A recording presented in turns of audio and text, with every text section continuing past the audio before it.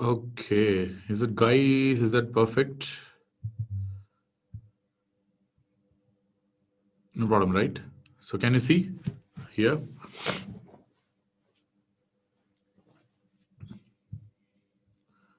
We are back again. So can you hear? Can you see people, guys?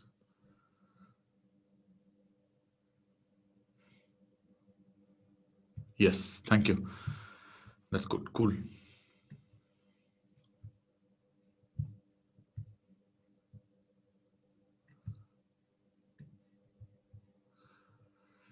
Okay, I'll just move on.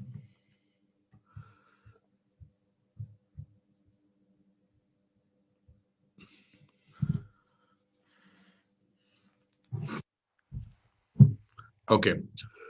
So now we have been discussing for a long time with regards to access. So I'm going to finish off this particular access related thing in some time because we need to really get rid of that. And don't worry about the blood supply because I've been seeing that so many people are thinking about the blood supplies and it's so lateral, anterior, posterior, and all these things. But there is a tremendous overlap with regards to blood supply. You can predict to an extent because ECG to an extent you can predict, but you cannot be very sure. Still, the gold standard is going to be the coronary angiogram as far as the blood supply is concerned. I mean, if you want to find out the culprit vessel, ECG can only predict probably this could be the culprit vessel. So it's very, very difficult to tell in certain areas, especially when you have an inferior MA, even though you have a lot of sophistication. It's difficult to tell. Even if you have a lateral wall MA, it's very difficult to tell. Even in anterior wall MA, it's really difficult to tell because the considerable amount of anatomical variation that you're going to encounter as far as ECG is concerned. So there is so much of overlap. So don't worry much about that. It's all about whether you are able to find out an MA or not.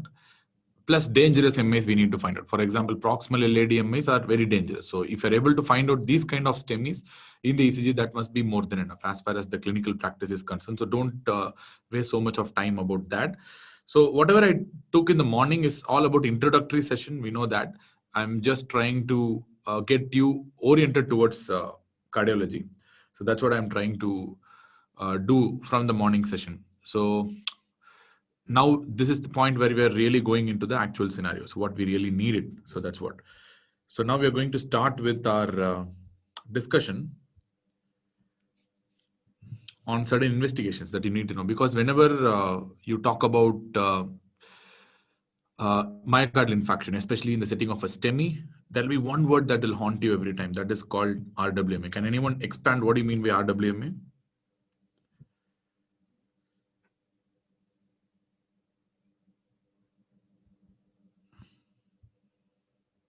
What is RWMA?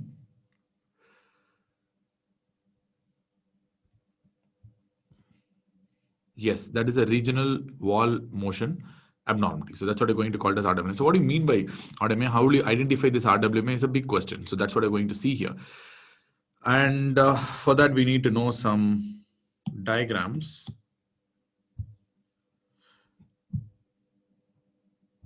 Yeah, probably we can discuss about some diagrams. So first of all, you can see this particular kind of a diagram which must be able to explain you. So first, if I take the left ventricle, so this is the left ventricular cross section. And in echo, of course, we are going to find out in echo. And if you want to find out in echo, you have a lot of things to know. So, I mean, I'm going to tell in a very easy way because echo itself is a huge textbook. There are a lot of textbooks that are entirely dedicated for echocardiogram. So we're not going to discuss that much, but you need to know at least something. So because since the questions are going more towards a practical approach, we need to at least know about something called a POCUS, that is called point of care ultrasound, which is becoming a very important thing as far as the emergency and critical care is concerned. So I believe that the future of the questions in Indian exams is going to be on the POCUS for sure. So to start with, if you see, you have the left ventricular cross section here, and you see the LAD here. LAD is going to really supply the septal zone and the anterior zone. So if you take this anterior, anteroseptal area is what is, supplied by predominantly by the LAD. Even though there is a considerable overlap, but still anteroseptal commonly goes towards LAD. Then if you move towards the inferior area is the place where you have a considerable overlap, where you can see here, it can be from the circumflex or it can be from the RC as well. But whenever you have an inferior wall, the problem will be in this area, which I'll be showing in echocardiogram. And apart from that, as far as the RC and PDA is concerned, they are the ones that are going to predominantly supply the post-row inferior wall in this zone. And as far as the circumflex is concerned, They are the ones that are going to supply the lateral wall predominantly. So with this, we can tell to come to a certain conclusion that if you're seeing in the anteroseptal area predominantly, you are very sure that it's an LAD. If you see in the anterolateral area, it is quite confusing. Usually it can be LAD as well as LCX, but it's confusing. If you want to see in the inferior zone, once again, it's confusing. It can be RCA or probably even circumflex. If you see purely in the lateral zone, very likely to be LCX. Rarely can be diagonal branch of LAD also, but very commonly it will be LCX.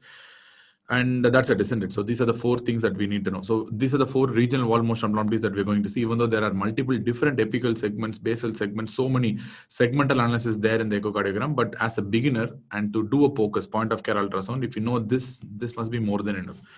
So with this, let us move on to the probes for the echocardiogram. So which is the probe that you will select? So 1, 2, 3. Among these probes, which probe is better for echocardiogram? Just as a beginner level.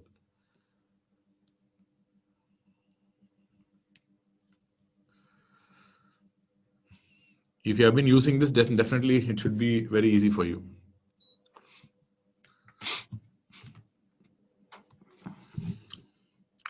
It's quite simple. One is the best probe for as far as echocardiogram is concerned. So this, if you see, it will have a very small and a narrow piece, and this will shed the images, ultrasound beams like this. So for imaging through a narrow space like a rib space, for a window like that, this is a very optimal probe. At the same time, it has a very low frequency and it's going to have a higher depth of penetration. So usually whenever you see the image will be fanned out like this. So from here, you will see the image like this. So there will be a small window. From there, it will be scattering out the ultrasound beam. So this is how this probe is all about. So as far as the second one is concerned, this is a curvilinear probe. POCUS, P-O-C-U-S. That's not POCUS, that's POCUS. Point of care ultrasound, US. That's POCUS. Okay. So second is the curvilinear probe. Curvilinear probe is also going to send out in this particular direction only, but it has an intermediate wavelength. It's not a low frequency, it's an intermediate frequency, and it's going to have intermediate depth as well. So they don't penetrate so much, they don't penetrate so less also, but the amount of the skin that they're going to consume is very high. So this is not really optimal for seeing through the rib spaces and all into your heart. So this is more suited for abdominal imaging. Typically, if they give this kind of a probe, it's for abdomen only. The third one is the linear probe. So straight, they only send straight beams like this, and they are very flat, and they're going to send straight and parallel beams. It's not like scattered beams like this. They're going to produce parallel beams here, like what I've told you.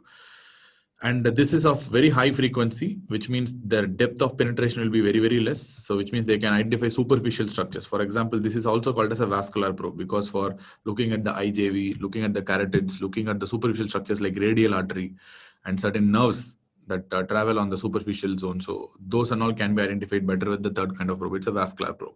So for echocardiogram, ideal probe that we are going to use is the probe number 1. So first point that you need to know. And these are the windows that we have basically. As far as the windows are concerned, you have something called a parasternal window. So this is the location of the parasternal window. And you have an apical window, and you have a subcostal window, and you have a suprasternal window that is not given here.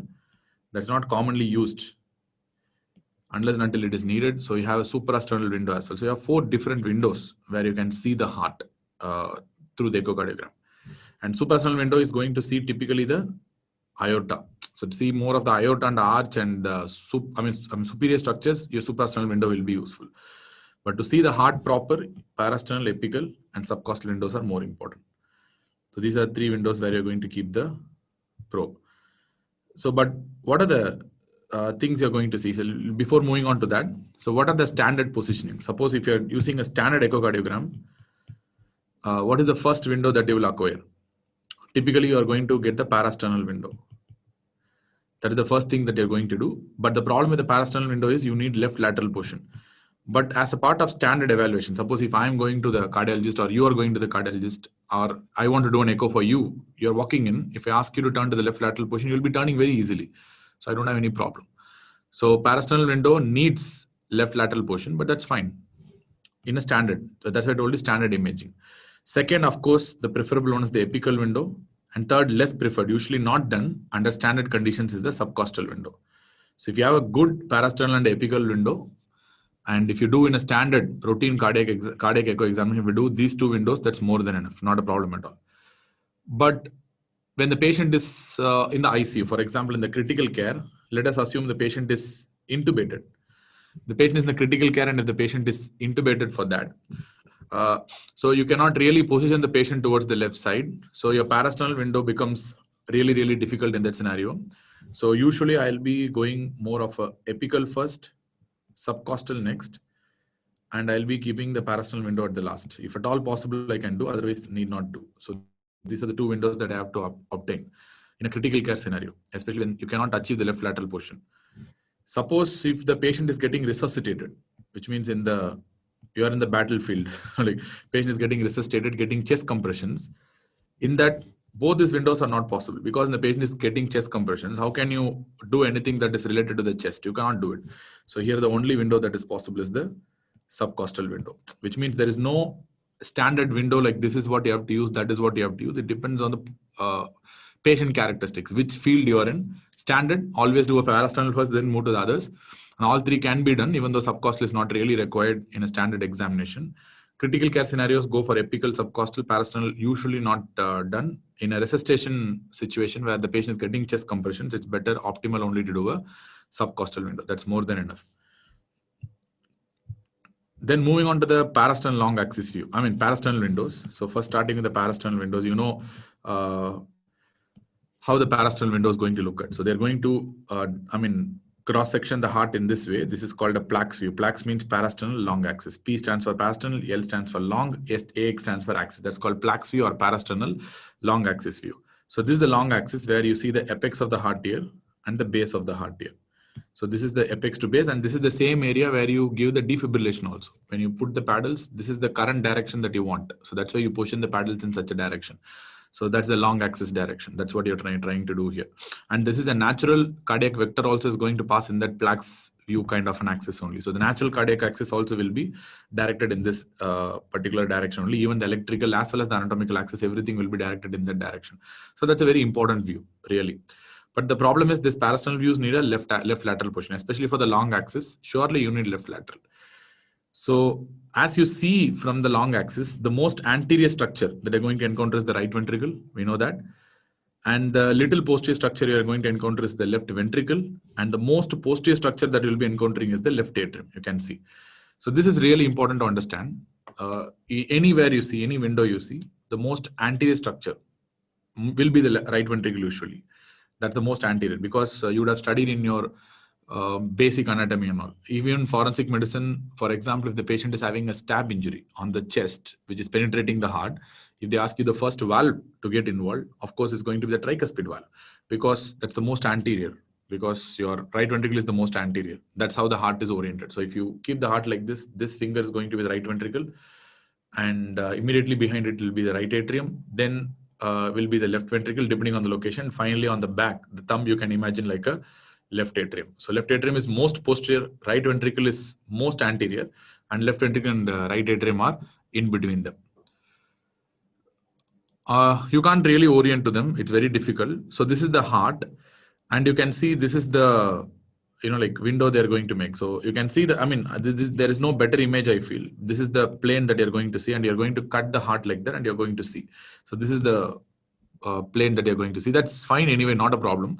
So in exam, what you need to know is only try to understand the structures. That's more than enough. So even you're not a cardiologist, definitely, and you're not an MD medicine also, at least. So it's very important that you need to just understand the structures that we're going to describe. So this is a plaques view. And if you take about the short axis view, this is the P-sax view. So short axis view means you're going to bisect in this direction. So which means, how to tell? So when the patient is in left lateral position, if I keep the probe like this and see with my probe oriented in the long axis, so then I'll be seeing the long axis view.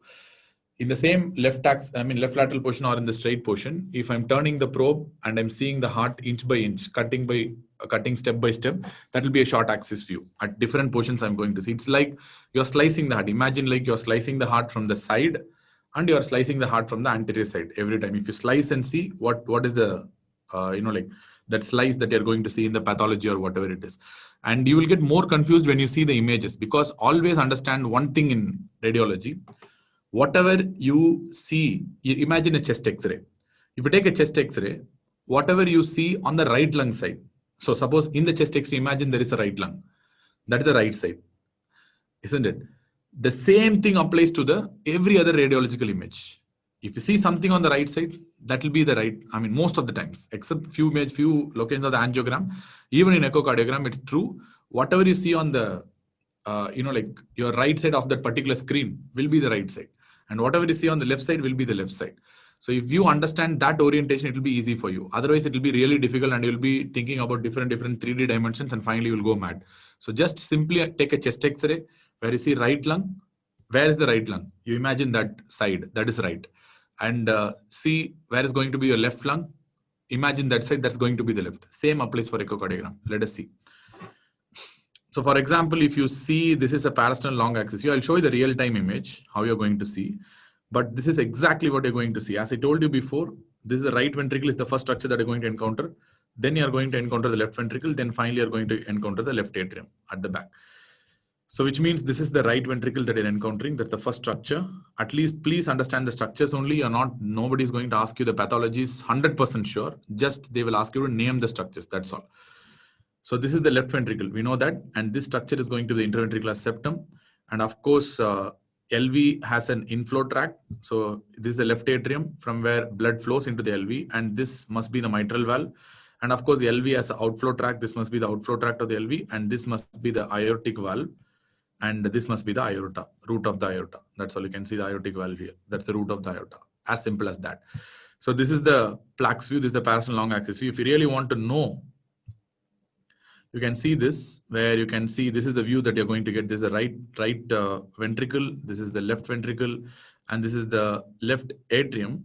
And of course, this is the mitral valve that is closing. This is the LV inflow tract. And this is going to be the LV outflow tract. And this is going to be the aortic valve. And of course, this is going to be the proximal portion of the aorta. And if you want to know what is this is the descending aorta. I mean, it's coming down, arching down. So in that way, you will get descending aorta. And this is going to be the coronary sinus. So this particular structure is going to be the coronary sinus. So these are the structures that you're going to see. At least make sure that you know the structures properly. It's okay that if you don't know the pathologies, at least know the structures properly. It's as simple as that. Clear? No need to get oriented. So, and this is the short axis view. So short axis view is quite simple. So as far as the short axis view is concerned, if you want to really know short axis view, different levels. So this is at the base of the aorta. So let me stop and let me show this short axis view. So this is the first short axis view I'm going to show. This is at the aortic level. At the aortic level, if you're going to pierce, if you're going to cut the slice and see, you're going to see the aortic valve somewhere over here. You know very well. So because that is where the aorta is located. And more importantly, one more important thing that you're really noticing is aorta is actually not, this is not aorta, sorry. So this is the aorta and this is the pulmonary artery. So this is a very important orientation that you have to know, especially when you think about a congenital heart disease when you want to learn. I'm not going to discuss about all those. Even pediatrics, when you want to know about the congenital heart diseases, the pulmonary artery is actually more anterior compared to the aorta, which is little posterior, and pulmonary artery is more to the left compared to the aorta, which is on the right. So you might be thinking that aorta must be on the this thing, isn't it, left side, but it's actually not. So left ventricular inflow will be like this, and the left ventricle outflow will be like this, and they will be going to the aorta, which means left ventricular outflow tract and aorta is located a little posterior and to the right side. Whereas the right ventricular outflow tract, so the blood into the right ventricle comes into like this and goes out. This RVOT tract, outflow tract.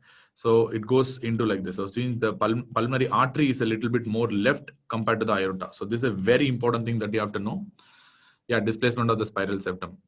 That's really important. The pulmonary artery is more left compared to the of the aorta, which is actually more righter, and aorta is a little posterior compared to the pulmonary artery, at least at the base of the heart. And you have to orient about the apex and the base. This is the apex and this is the base, because whenever next time when I use the words apex and base, you should be having an idea. So what do you mean by apex and what I mean by the base of the heart?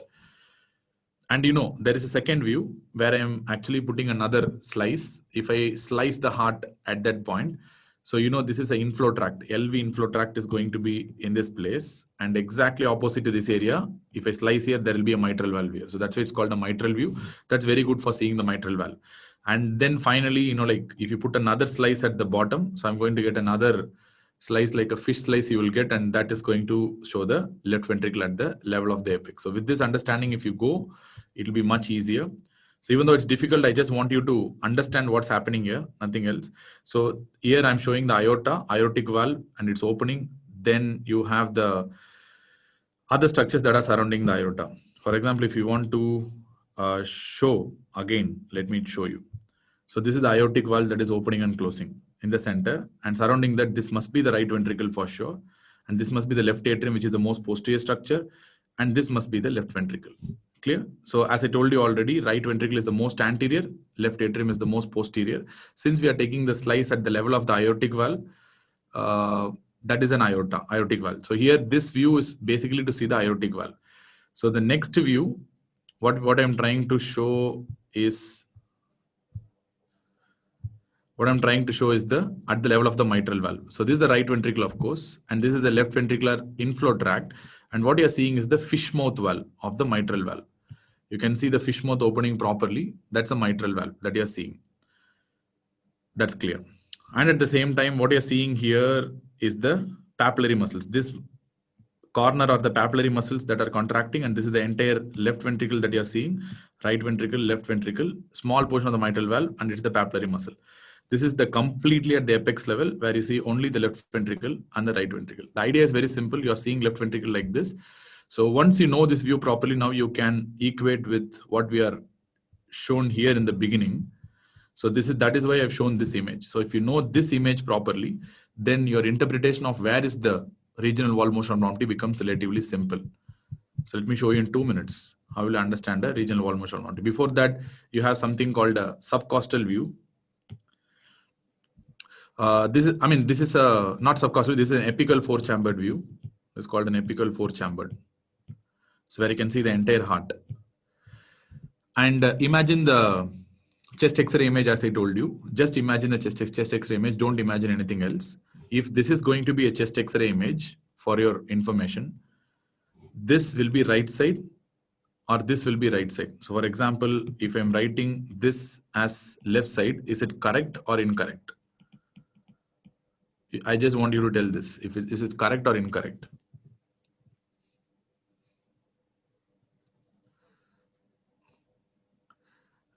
It is definitely incorrect.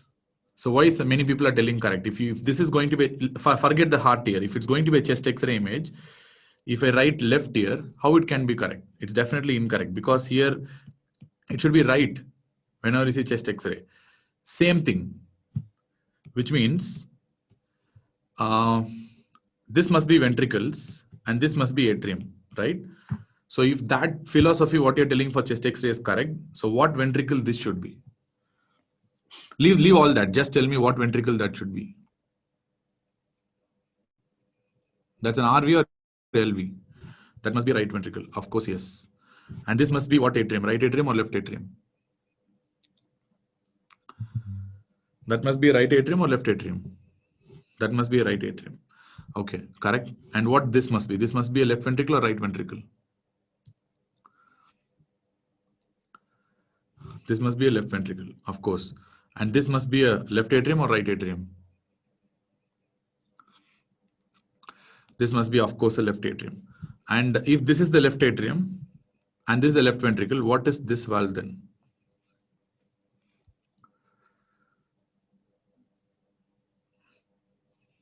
What is that valve? So this must be the mitral valve. And if this is going to be the right atrium and right ventricle, what is this valve then?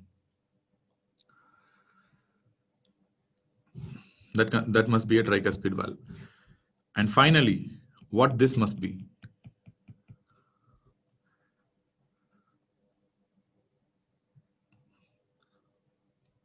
This must be interventricular septum. And what this must be?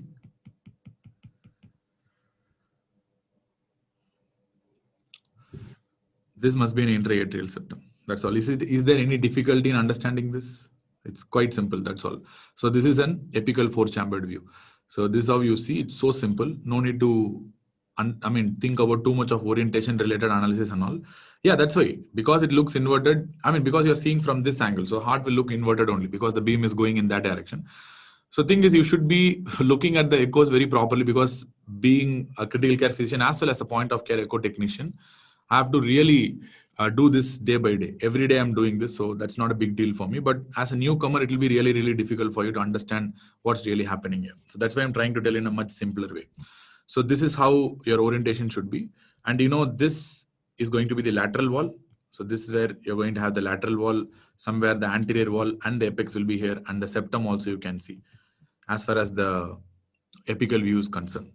So then go to the next view, next possible view.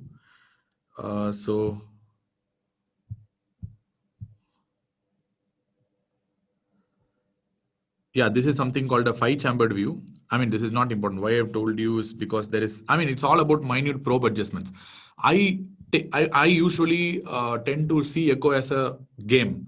For example, if you are, it's not something to be taught really, but it can be taught. It's not like it cannot be taught, but in limited time, if you really want to understand how echo really works, you can think like a video game. So in a video game, when you're playing probably Mortal Kombat or something, you know at which point to move and which direction if you move, how they will move. You know that, isn't it?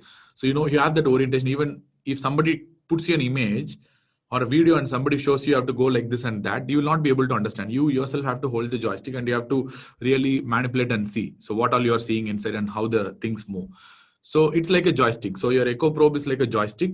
And I believe like you just have to manipulate yourself and see in what way you're getting the best, vision. Sometimes I even use something called an atypical views. In the sense, like I don't use typical views like this. Even though textbooks give you 4-5 typical views, I generally prefer using some atypical views where I see only atrium I can see just by manipulating accordingly, just by turning and rotating. So it's like fun. It's like a video game. Just you want to turn and play around the probe and you know the position properly. That's all. It's enough. So it's like a joystick. Initially it will be tough. Once you keep moving the joystick, you'll be understanding how these things move and how these things work. It all needs a couple of days. That's all. Nothing much. It's not something like you're going to aim at the fish by seeing the water like Arjuna. It's very, very simple. It's a simple process. Anyways, this is a 5-chambered view. I don't know why the guys called it as 5-chambered view. I don't like this name, even though they see the right ventricle, left ventricle, right atrium, and right atrium, right ventricle, left ventricle, right atrium, and the left atrium. They are also going to see the aorta. That is the left ventricular outflow tract here. So that also they can see. That is the aorta. So because they see the aorta in excess. So if you ask how to position this, it's very simple. You just have to manipulate little towards the right and little towards the cranial direction. Then in that position, you will be able to see the aortic orifice also. That they typically called as something called a 5-chambered view. It's all about the play of the words, nothing else. Don't worry about that. It's very, very simple. It's that simple really. And one advantage, as far as the subcostal view is concerned, so, okay, I didn't really show the subcostal view, but subcostal view also you're going to see a similar heart. But as far as the subcostal view is concerned, the most important advantage of a subcostal view, because I routinely use subcostal view in point of care ultrasound as far as ICU is concerned, because subcostal view it's somewhere here. So I turn the probe up, I'm going to see the heart. So if I have a window here and I'm going to see the heart from here, in a subcostal view, it will be little similar to what you see in the apical 4-chambered view only, but a little, in different orientation. But one important advantage of having a subcostal view is, if I just turn the probe a little down, I can see the IVC that is coming and joining the right atrium. That's what exactly I'm seeing here. This is the most important aspect, because when I'm going to discuss on the shock and fluid resuscitation, the IVC size really matters, because this is how I see the IVC. So this is the liver I'm seeing. And of course, I'm seeing the IVC that is joining the right atrium. And sometimes I can see even the SVC that joins the right atrium to some extent. But IVC is the most important for me, because the IVC size and IVC collapsibility is something is what I'm concerned with whenever I'm going to start with the fluid resuscitation for a critically ill patient. And of course, I can see the hepatic veins also that is joining the IVC. So that gives a tremendous information, especially the fluid status of the patient, whether the patient is fluid deprived or the patient is fluid replete. So much of information. If the IVC is so big and it's not collapsing, I can tell the patient is fluid overloaded. And I'll not give, a lot of fluids to them, because it's going to cause severe volume overload. The patient is having a very small IVC, easily collapsing and more than 50% collapse, then I'll be thinking about the patient is hypovolemic, then I'll be rushing in a lot of fluids. And a lot of things you can see. Reversal of blood flow into the hepatic vein. Sometimes whenever there is reversal of blood flow into the hepatic vein, that's a serious volume overload. Or patient might be having severe tricuspid regurgitation where because of tricuspid from the ventricle, the blood comes into the IVC and enters into the hepatic vein in a retrograde flow. So many things. We are taught that urine volume is used to assess fluid adequacy. That's a very, very preliminary and a basic level. I'm talking about the usual standard critical care level. Clear? So this is what we really do. And we used to see the IVC size and IVC collapsibility, which I'll be discussing subsequently, how to really do that and what is the numbers that you need to know for exams. Because in JIPMER, those are the questions that they will be asking. So this is one view that is important. So as you see on the right side of the image, it is very clearly given. This is a very beautiful video. So where you can see the anterior wall over here, the septal wall over here, and lateral wall. As I told you, this is the lateral wall, this is the septal wall, and this is the anterior wall, and this is the inferior wall. You can see very clearly in this particular image. And when I'm using a short axis view, this is what I'm going to look for. So which means I can find out anterolateral, anteroseptal or lateral MI. At the same time, I can find out inferior wall MI also. The only thing that cannot be found out very easily in this is the right ventricular MI. That's not really important right now. So idea in point of care echocardiogram is very simple. I need to find out at least the basic stuff, that there is some myocardial infarction that is going on. That's what I want. So this will tell you what's happening here. You can see the contraction is very, very poor in one area. So this area is contracting very nicely, not a problem. See the amount of thing that comes inside. And this area is not contracting at all. You can see very clearly here. This area is contracting very nicely. This area is not contracting at all. So I can clearly tell that this patient is having some anteroseptal MI. With this itself, I can conclude that this patient is having a LAD lesion. Very, very simple. It's just that simple. No, like you just keep the probe, you can find out. So this area is not contracting. And this is another example where you can see that once again, the anteroseptal area is not contracting at all. This area, you can see how much it goes inside and comes out, but this area is not contracting at all. So this is another example of an anteroseptal MI. That is once again a sign of a classic left anterior descending artery lesion. This is quite simple, easy, isn't it? We can see in different views also, if possible. So this is an apical four-chambered view where you can see the septum is not moving at all. So this area, how much it comes inside and goes. It comes inside, goes very nicely. But this anterior apical area and the septum is not moving at all. So that's definitely a LAD lesion. And this is another example of apical four-chambered view where the other areas move, but the septum does not move at all. This is an example of a regional wall motion abnormality. And this is another example of a LAD lesion. And in RCA lesion, you can see the anterior septum and lateral moves nicely, but you can see the inferior area, which is not moving at all. So previously we saw a video that like there are so much of movement that is happening in the inferior wall. The septum and the anterior were not moving, but here the anterior, septum, lateral are moving nicely, but the inferior is not moving. In this at the level of the papillary muscle. These are the papillary muscles where you can see the anterior, septum, lateral are moving properly, but the inferior wall is not moving at all. So this is another classic RCA lesion. This is a parasternal long axis view, basically. So where you can see again, so this is going to be the right ventricle, this is going to be the left ventricle, outflow tract, inflow tract, and you can see this is the inferior. This is the infralateral portion. So this inferior portion is not moving at all here. Once again, this is a circumflex lesion where the septum, see the septum here, how it is moving. But see the lateral portion. Some inferior portion is also not moving properly, but septum and anterior is moving very nicely, but lateral and inferior is not moving at all here. So this is a classical circumflex lesion, but still seeing this, even though I cannot predict the artery very accurately, but still I know that there is something grossly wrong. And again, classic circumflex lesion where I can see the septum, see how it is moving here, but see the lateral wall, it's not moving at all. And this is again a classic circumflex lesion. Clear? So with this, you must be able to understand what do you really mean by regional wall motion abnormality, right? So this is what I wanted to look for. So that's why I was telling about the views and I was telling about what is really needed. So what I need as a critical care technician or what I need as a emergency care doctor is that I just want to find out the MI. That's all. So remaining, like there is a separate whole class on echocardiogram is there. So that's different. So I'm not going to teach here, but anyway, we have separate different books are there. So I generally like a book called Feigenbaum. That's where I learned echocardiography from. That's a very, very good book. But apart from that, basically, like echocardiogram is all about finding out the emergencies and doing it very appropriately, especially in the critical care setting. So, I mean, have you understood whatever I told you till now, that must be more than enough for your exam so that we can move on to the next thing.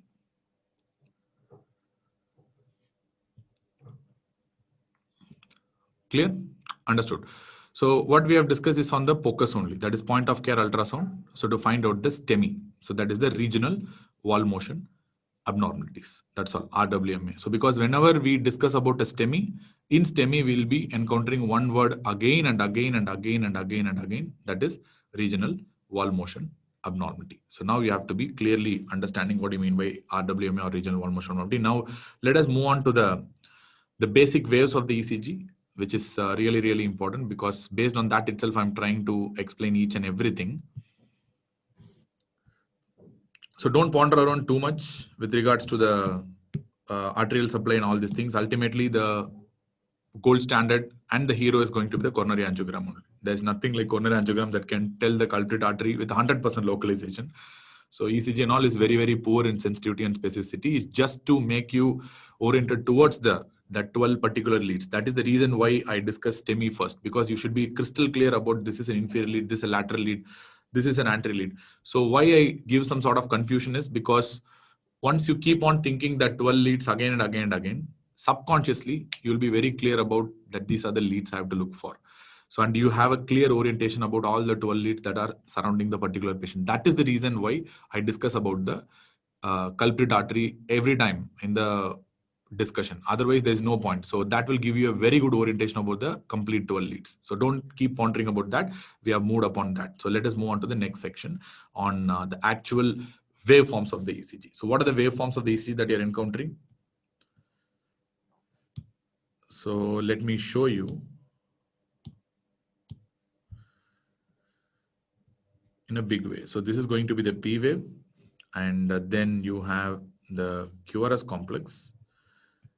Then you are going to have the T wave. All right, you can have a U wave, but generally U wave is not that clearly seen here. So let us start with our first discussion on the P wave.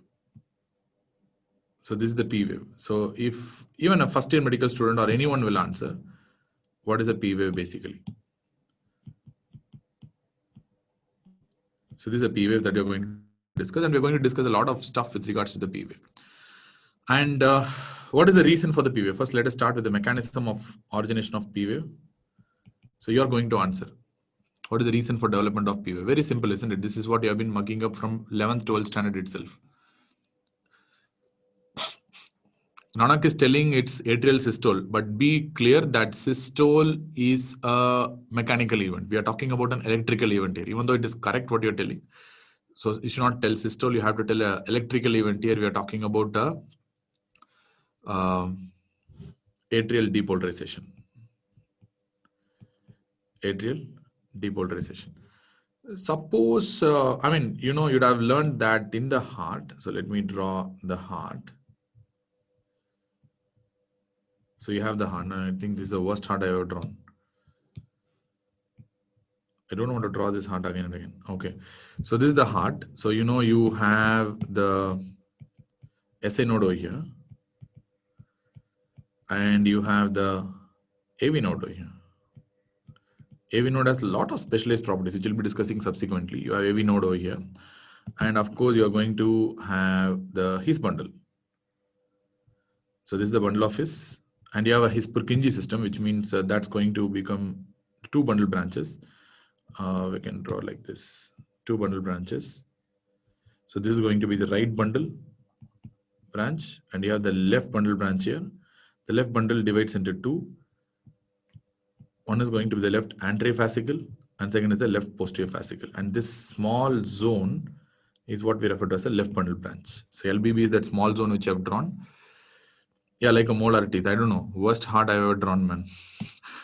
Like anyways, fine. Whatever way you want, you can draw. No problem. I'm very bad at diagrams. You know, like when I was going for the first year anatomy, my HOD was very clear that will not pass. I'll fail, because usually I used to draw diagrams like this, which really makes them get pissed off. There are so many girls in my class who used to draw diagrams so neatly, and their handwriting will be like so nice, and they used to get 90, 92 out of 100. So I many times in anatomy just get 49, 51 just to pass, just to fail. So usually it will be like that. So that's fine anyways. So I don't feel like my diagrammatic capacities right now defines what I am right now. So anyways, people who drew good diagrams are very good people. They are also in a much, much better situation right now. They have cleared US. I mean, many of them are in US. That is anyways fine. You got 17, sure. Okay, fine. I mean, I didn't tell, but you can assume what marks I would have got as well. I just didn't tell because maybe this is a lot of people who are attending here, so that I don't want to tell my marks.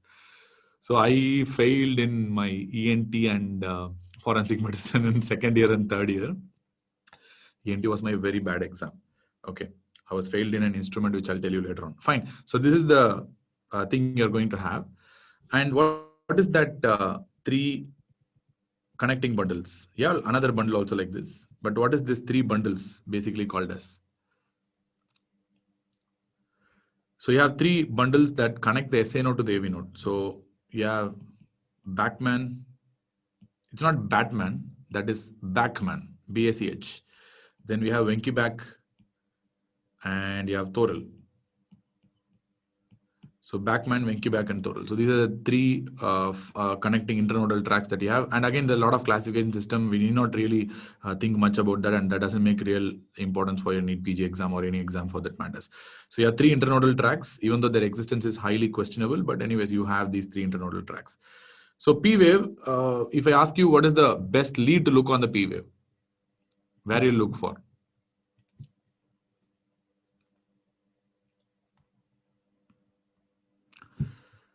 Yeah, that's correct. But P wave can be looked at. So this P wave, if you want to really look at, so there are 2 leads which you can look at. One is lead 2 and second is V1. Even though textbooks say that lead 2 is the best lead to look out for the P wave, but I believe like V1 is also one of the very good leads to look out for the P wave, especially in the setting of arrhythmias. Let us discuss later on about that. So then what you really want to know is that what is the normal duration of the P wave? Suppose if in lead 2 we are talking about, so what is the normal morphology of P wave in lead 2? In lead 2, the normal length of the P wave should be approximately 120 milliseconds only. So which means I'm talking about 0.12 seconds.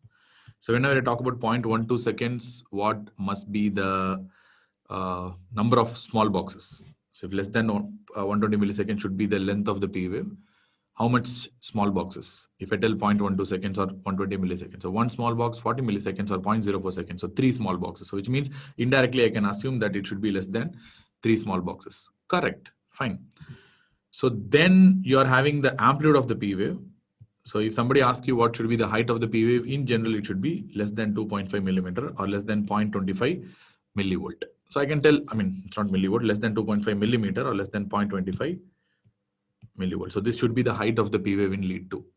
So in lead 2, how the P wave should be? It should be erect and upright. It should not be inverted at any cost.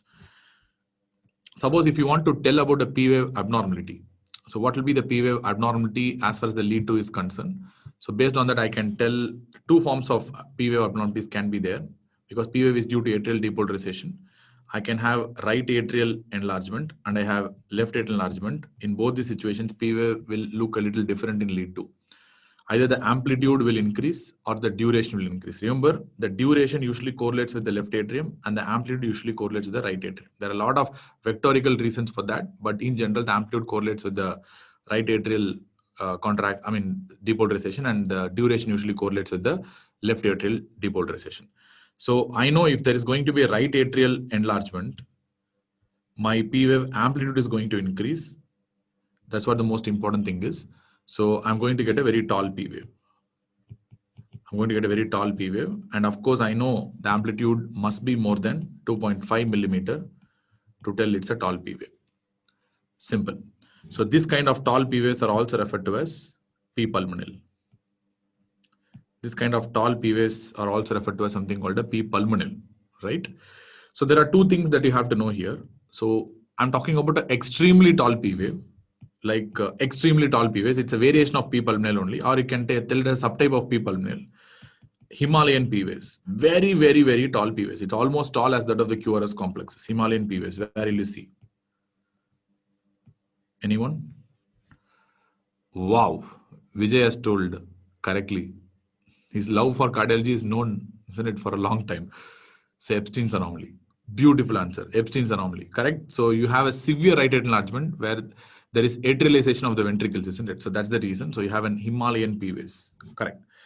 So then at the same time, there is another entity called a pseudo P pulmonale, which means it's not a true P pulmonale. It's a pseudo P pulmonale, where you will see pseudo P pulmonale. It can be seen in many conditions, pseudo P pulmonale, not COPD really. It is usually seen in hypokalemia. So the reason for why it is in hypokalemia is because whenever you have a QRS complex in hypokalemia, you tend to get a U wave and you get a P wave also. So sometimes because of long QT, the T wave may be coming a little, T wave can be a little big. And once you get the U wave, it can merge with the P wave and they can produce a tall P wave-like appearance sometimes, merging. So this kind of merging with the U wave, producing a tall P wave-like appearance is what we refer to as a pseudo P pulmonale, which means now you'll be understanding it's very simple. You will be seeing in the setting of a hypokalemia very commonly. And apart from that, you can see in many other situations like ischemic heart disease also, but hypokalemia has been a question already in exams. That's why this is important, pseudo P pulmonale. So these are subtypes that I want to tell. Then you have something called a left atrial enlargement. As far as the left atrial enlargement is concerned, I told you that width of the P wave will increase. So which means here the amplitude is okay, but the width is going to be the problem here. So as far as the width is concerned, I'm going to have more than 120 milliseconds. So which means more than 0.12 seconds. That's what I'm going to call, which means if it is more than 3 small boxes, I can call it as a, like a wide P wave. So this kind of wide P waves are a sign of left atrial enlargement, and this kind of wide P waves are also referred to as something called a P mitral. You know that. So why they are named as P mitral and P pulmonale? No, P pulmonale, the name came because P pulmonale is due to right atrial enlargement, and one of the usual cause of right atrial enlargement is your pulmonary hypertension. That's why it's called a P pulmonale. So one of the cause of left atrial enlargement is mitral valve problem. See, Morris index is seen in V1. I'll come back to that. So that's really not important right now. So P mitral. Clear? So that's something called a P mitral. So where your width of the P wave will be more. So, and one more thing, you can see there are 2 peaks usually in kind of this kind of thing. So like a word M, mitral valve. So the P wave also will have shape of a M like this. Its 2 peak will be there like mitral.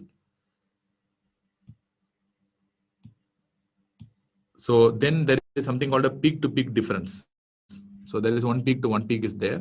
So this peak to peak difference, you can see if it is more than 40 milliseconds, which means more than 1 small box, that is also suggested to be a sign of a left atrial enlargement. Clear? So fine. So we have found out how to analyze the P wave in the first place. Right atrial enlargement, P wave amplitude more than 2.5 millimeter. Left atrial enlargement, P wave width more than 3 small boxes. That is 120 milliseconds. And the peak to peak length will be more than 40 milliseconds. That is 0.04 seconds, more than 1 small box. It is suggestive of a left atrial enlargement. So with the P wave in lead 2, I can assess a lot of things, especially the right atrial enlargement as well as the left atrial enlargement. As far as V1 is concerned, so what will be the morphology in V1? It's going to be biphasic P wave. That's what I'm going to see normally. So usually I'll be seeing more of a right atrium and little of left atrium. This is how the morphology will be. Usually this is what the morphology is. Yeah, because of the prolonged depolarization. And if you put it in the vector principle, that will be really easy, but I don't want to really waste time on that because morning we did a lot of vectors, and again, if I'm going to keep telling the vectors, it's not going to give any importance to your exact curriculum. That's why I'm going for the important things that we have to go for the kill right now. So you have 2 things here. So the P wave is basically biphasic in V1. Remember here, it's single upright P wave most of the times. So this is a biphasic P wave here. As far as the biphasic P wave is concerned, this initial part usually will be contributed by the right atrium, and the later part usually will be contributed by the left atrium. This negative deflection is contributed to the left atrium. If you really want to know, because she's been asking for quite a while, so if you want to know how this happens, so let us take a heart, and you know the V1 is going to be here, and if you take the orientation is something like this, then in this situation you have the SA node here, and the depolarization of the right atrium will happen like this. This is the right atrial vector, and the depolarization of the left atrium will be happening like this. This is the left atrial vector, and this is the right atrial vector. If you see V1, one is actually moving towards the V1, and the left atrial vector is moving away from V1. So that is the reason why you're getting a biphasic kind of a waveform here. So to be precise, so suppose whenever my positive wave is more, I can think about a right atrial enlargement. Whenever my negative wave is too much, I can think about a left atrial enlargement in this situation. Suppose, how can I tell a right atrial enlargement based on this information? Suppose if it's a right atrial enlargement, my P wave will look something like this. The amplitude will be very high, and it will be like this. So as I told you, whenever I increase the amplitude, that is for right atrium. Whenever I increase the duration, that is for the left atrium. So here, my amplitude of the positive wave is more important here. Suppose if my amplitude of the positive wave in the biphasic wave, if it is more than 1.5 millimeter, or probably if my duration is also more than 60 milliseconds, so this is suggestive of a right atrial enlargement. Or you can simply understand that if my positive wave is more prominent and negative wave is negligible, then in that setting I can assume the patient is having a right atrial enlargement. So this is a sign of a right atrial enlargement in lead V1. Then you have left atrial enlargement also. In left atrial enlargement, how will you see? You will be seeing something like this. You will be seeing a smaller P wave only, I mean a positive complex only, and you will be seeing a very wide and deeper negative complex. In the sense, if your negative complex that you're seeing is more than 40 milliseconds, that is more than one small box, and the amplitude of the P wave, if it is more than 1 millimeter, now in this setting you can think about a right atrial enlargement. Clear?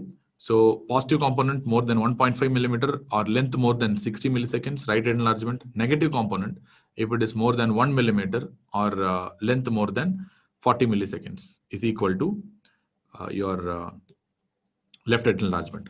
But if you see the, like easy thing, what is a mnemonic to understand? The 60 milliseconds will be equal to the same 1.5 millimeter, but on the x-axis. Similarly, this 40 milliseconds on the x-axis will be equal to this 1 millimeter only. So both are actually same only. If you want to remember, if the height and width of the positive complex is more than 1.5 millimeter, then it's right enlargement.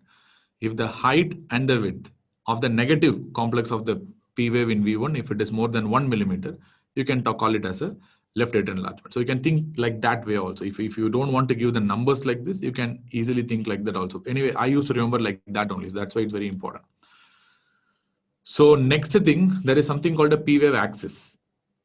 So the P wave axis usually will be around 60 degree, which means the P wave axis will be directed like this, because you have two vectors, one like this, one like this. So the net vector will be going like this, towards the direction of lead 2. So this is 60 degree.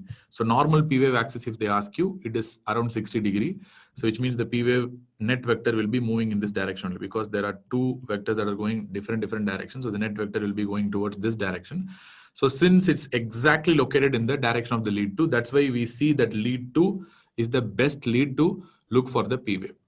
And at the same time, it's a single net vector that is going towards the lead 2. That's why you're seeing a positive wave only, not a negative, biphasic wave. Since V1 is located in such a way that there are two vectors that are traveling in different directions, as far as V1 is concerned, you're seeing a biphasic wave in V1. But on the lead 2, the net vector is moving towards the lead 2. Only one vector is moving.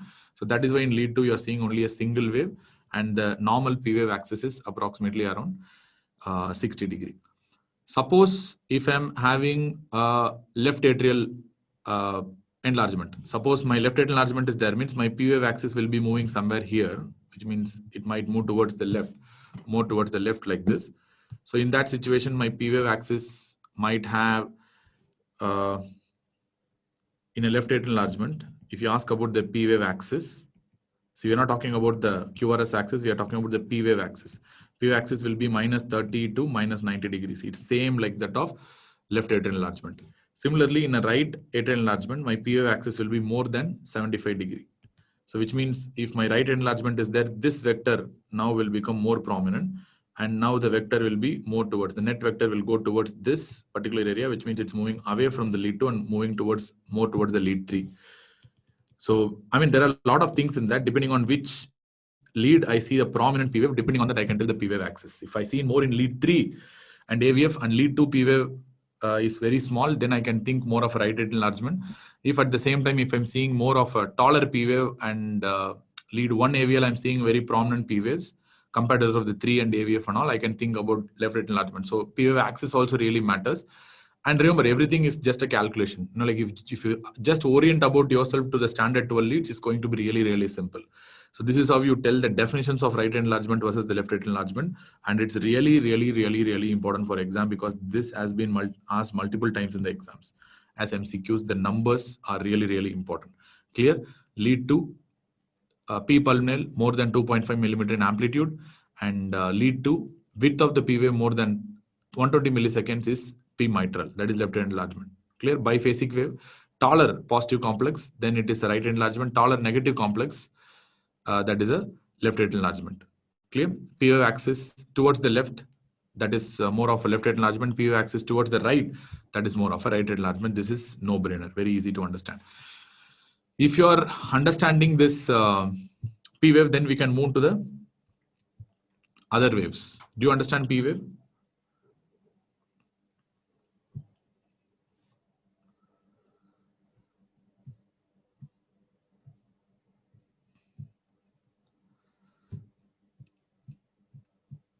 Yes, right? So you're able to understand the P wave. Okay, so if you're understanding the P wave, next we are moving on to the other part. That's the AV conduction. Suppose if I mark an area from here to here. So if I mark this area, what is this area called as?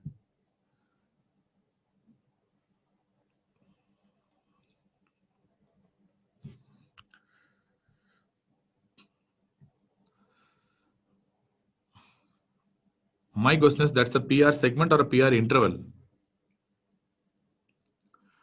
Many people are telling PR segment, isn't it? That's why I'm asking. So it's a PR segment or a PR interval?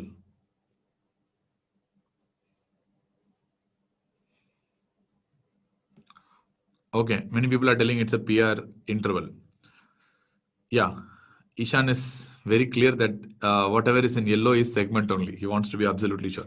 Yes, correct. So this is basically a PR segment. So this is not an interval. Remember, whenever you talk about a segment, segment should always be isoelectric. It should not have any waveforms like this, which means there should not be any waves that are contaminating the segment. Segment is always isoelectric, the straight line, the baseline. The P waves are different. So whenever you include a wave, that becomes an interval. So for example, if you talk about the ST segment, this is the ST segment, which is isoelectric. You don't really have any waves there. When you include a wave, for example, if you include the QRS, T wave and the ST segment, this becomes a QT interval. So remember, intervals will have waves. Segments will not have any waves. So that's one point that you have to note. So if you really want to write me the difference, I mean, you want me to write the difference, I can write here. So if you want intervals and waves, sorry, intervals and segments, the difference is very simple. Intervals will have some waveforms in between. Segments will not have any waveforms in between. Clear? Intervals will have some waveforms and segments will really won't have any waveforms in between. And they are typically isoelectric. And they are not isoelectric. Sorry, why am I confusing?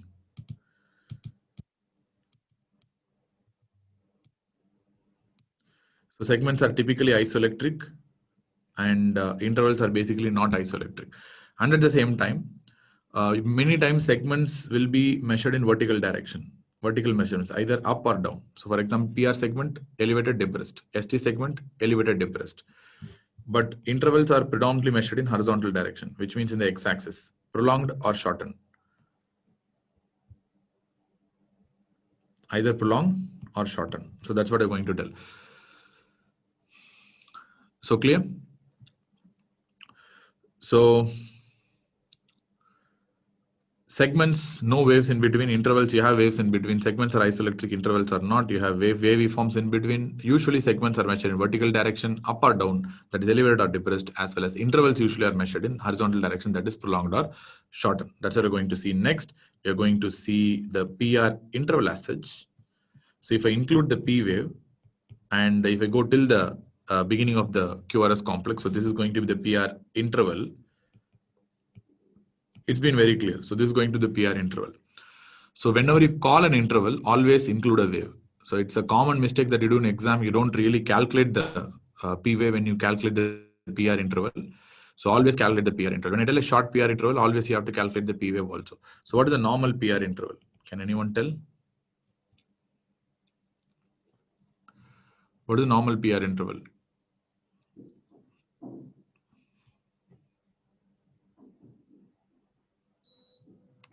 Normal PR interval is 0.122 to 0.2 seconds. That is 120 to 200 milliseconds. Of course, because we are including the P wave, minimum it should be 120 milliseconds.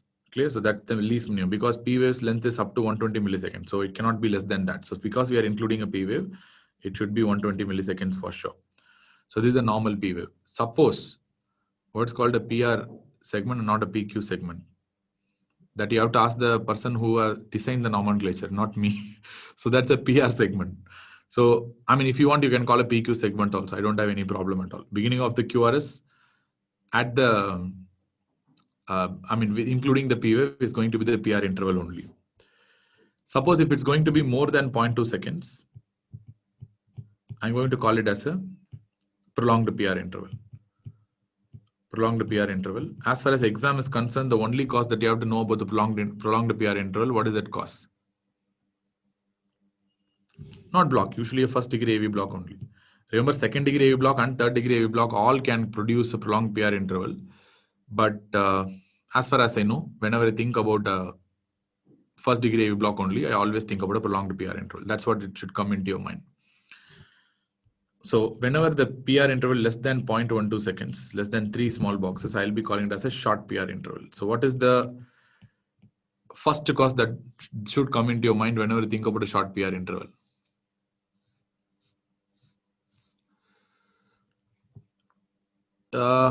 In the sense like axillary pathway. I mean, AF, who's that? Hey, AF causes no P wave, man. You don't have a P wave. How can you find out the PR interval in A wave? So some form of axillary pathway is there. So whenever you have an axillary pathway, you're going to have a short PR interval. So to understand this, so all this stuff, so why these things are really, really happening, for that we need to really know what's happening here. Let us go back to our original image. So we know the impulses are going to travel from the SA node to the AV node.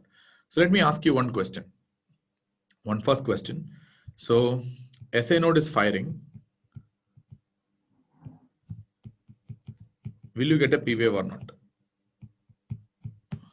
SA node is firing. Will you get a P wave or not? Yes or no? Yes.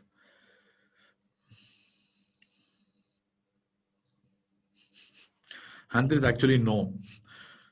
I mean, not technically. Answer is actually no. And how many other times I ask, you should tell no only, because you only told multiple times. P wave is due to atrial depolarization. So usually, technically speaking, as Vijay told, SA node firing should not produce any waves in the ECG. Technically, see, listen my words carefully. SA nodal firing in the ECG, in the standard 12 lead ECG, there's no waves. No waves that you can see, technically. If SA node impulse is transmitted to the atrium, and if there is a atrial depolarization,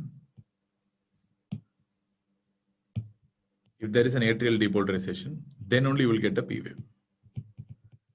So if atrial depolarization doesn't happen, and if SA node fires, still you will not develop any waveforms in the ECG. That's the basis of diagnosing certain things like sinoatrial block, and sometimes there is something called sinoventricular conduction in hyperkalemia. So SA node firing alone will not produce any waves. In the standard 12 lead ECG, it should be having atrial depolarization to produce the P wave. Similarly, there can be a lot of areas where SA node can be completely silent. SA node does not fire at all. But your atrium depolarises. In that setting, you will still get a P wave, but still SA node may be silent. SA node may not be firing at all. So the best example for that is probably a supraventricular tachyarrhythmia like atrial fibrillation or AV. Atrial fibrillation is not a good example. Maybe you can think about an atrial flutter, or you can think about AVNRT, where atrium is still depolarizing. You get a P wave, different form of a P wave though, but SA node is completely silent. It is suppressed. It's not working at all. So that's what I'm trying to tell. So atrial depolarization is the one that's going to give a P wave, not the SA nodal firing. So if you really want to see the SA nodal firing, you need to go for the electrogram, which I've told you in the beginning. You can find out the SA nodal firing through the electrogram, but in the standard 12 DCG, the waveform is too small to pick up. That's why you really don't see the SA nodal firing in the standard 12 DCG. That has to be very, very clear. SA nodal firing is not equal to P wave formation. If only atrium depolarizes subsequently, there'll be a P wave formation. Okay, now atrium has depolarized. Now, once the atrium has depolarized, it has reached its destination, that is the AV node. So the AV node has some specialized fibers. We know that. AV node is there. It has very, very specialized fibers, and it is calcium dependent predominantly.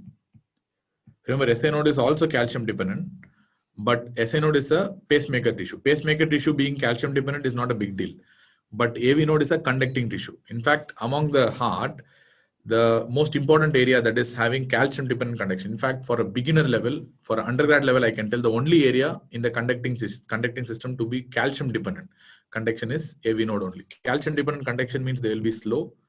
I can call AV node it as very, very lazy, very lethargic. And that is the reason why you get the PR interval in the first place. For example, atrium fires. Ventricle does not fire immediately. It takes some time and then only the ventricles fire. So that's really important because whenever atrium fires, you need some time for the blood that is pumped by the atrium to reach the ventricle. Then only you should create an outflow. So there is no sense if your atrium and ventricle are contracting together. Of course, anyway, ventricular force is more higher, which cannot be overpowered by the atrium. So the valves will be closed and atrial contraction will be a waste. So that's why whenever atrium fires, there should be some gap between them. Then only ventricle should fire. So that function is actually done by the AV node. So AV node is basically slow, very lazy, maybe you can call lethargic, but it has some useful properties. First, to produce synchronization, proper desynchronization between atrium and the ventricle, which means atrium and ventricle should not contract simultaneously. Instead, they should contract sequentially. So first atrium, then ventricle. You should have some time gap for the atrium to empty into the ventricle. So that function is done by the SA node under physiological state. Apart from that, in pathological states, this property comes handy because if you take a supraventricular arrhythmia, let us take an arrhythmia like atrial fibrillation. So what's going to happen in conditions like atrial fibrillation, where the patients will be having multiple micro-reentry circuits, which are going to fire at a rate of probably, let us assume 500 per minute. So suppose if all 500 are translated into the ventricles, so what will be the ventricular firing rate? Ventricular firing rate also will become 500. If 1:1, everything is translated into the ventricle, so it becomes ventricular fibrillation. So which means every patient with AF will become a VF and eventually they will die. So, but we don't see that, isn't it? AF patients are basically doing very well. That is because of the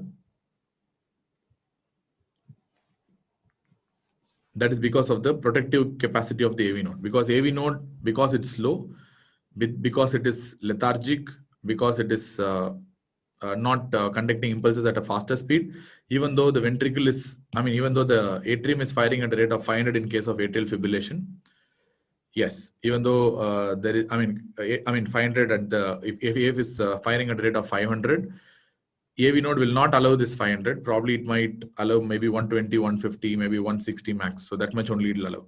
Because this laziness of the AV node is important. And it protects the ventricles against the atrial fibrillation or any other atrial arrhythmias, which means whatever stupid the atrium does, the ventricles are basically protected by the AV node. So AV node, I can call it as a gatekeeper to the ventricles or the guardian of the ventricles. So how you call P53 as the guardian of the genome, gatekeeper of the genome, like that AV node is the guardian of the ventricles. So otherwise any atrial arrhythmia can be very dangerous and it can trigger a ventricular arrhythmia and the patient might die instantaneously. So that is why you have the AV node. So AV node is protective, AV node is very, very important, and AV node is not doing anything stupid. It's actually doing its function, which is a very proper one. And this can be understood by this, because if you have a short PR, which means if you have a PR interval, this reason for the PR interval itself is the AV node only. Why you have that interval, why you have that gap between the P wave and the QRS complex in the first place. This gap between the P wave and the QRS, the reason is the AV node, because they slow down the impulse, they block the impulse for some time, then they release the impulse after some time. So that is the reason why you have the PR interval in the first place. Suppose if you have a short PR, then it really means you are basically having some pathway that is bypassing the AV node and connecting the ventricles directly. So which means the impulses are coming through this particular connecting fiber. So this is a bypass tract, or I can tell this is an accessory pathway in a technical way. So this, if this is connecting, so you can see that if this bypass tract is having no functionality like AV node, which means if it's a fast track, so there can be slow tracks also like AV node, but if it's going to be a faster track, like other conducting pathways like Budloff and Purkinje fibers, then it can seriously result in faster conduction. So which means the P wave will be formed, and instantaneously you are going to result in formation of the QRS, because you are going to bypass the AV node and you are going to reach the ventricles faster. So this kind is what we refer to as a short PR interval. So here the P and QRS will not have much gap. So whenever you have a short PR interval, it's always prudent to rule out a bypass tract. That is a accessory pathway like WBW or many other accessory pathways are there, so which you have to rule out. So first thing you have to think about whenever you have a short PR interval is accessory pathway. So based on that, I can tell two accessory pathways. One is the bundle of Kent, and you have many other fibers. For example, you have James fibers also. So what are these James fibers basically? James fibers will result in something called a LGL syndrome. That's called Lown-Ganong-Levin syndrome. Lown-Ganong-Levin syndrome. So what they're going to do is they short circuit the AV node. For example, these are atrio-His fibers. For example, you have the His bundle here. Then you have the bundle branches. So what James fibers do is, this also type of bypassing tract only, but this atrial tracts will directly bypass and they will enter the His bundle like this. So this a type of internodal tract, you can assume that that will translate and they will come directly and bind to the His bundle. So this is called atrio-His tract. So it starts from the atrium and bypass the AV node and directly goes into the His bundle. And this is what we refer to as something called the James fibers. And very importantly, let us assume that bundle of Kent connects atrium to the ventricles. Both these conditions will have short PR. Then how will you differentiate this short PR versus this short PR? Anyone intelligent can tell?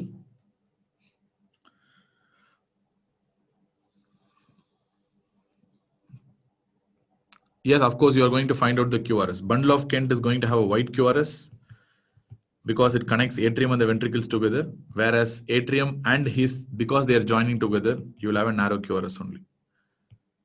I'll come back to that. So many students who are very, very new to this particular thing may not be even understanding what you mean by a narrow QRS and a wide QRS. So I'm going to really lambda wave. Hey, Yanda, who's that lambda wave? It's delta wave, man. In WPW, it's not lambda wave. Okay, Vivek Vijay is telling it's not clear. I mean, no need to worry. So because you have not understood what you mean by QRS, we have not yet discussed the QRS. That's fine. So leave that. So we have not yet discussed the QRS till now. So that's why I'm telling. So the only way to differentiate LGL syndrome versus WP sub W syndrome is the finding of the white QRS and WPW syndrome and narrow QRS in the Lown-Ganong-Levin syndrome. That's all. Clear?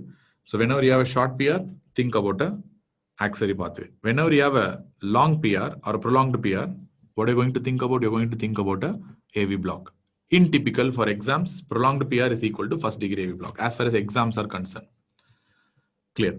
It's quite simple. Then we are talking about the QRS complex. Coming to the QRS complex. Today we have CSK matcha. Don't remind everyone, man.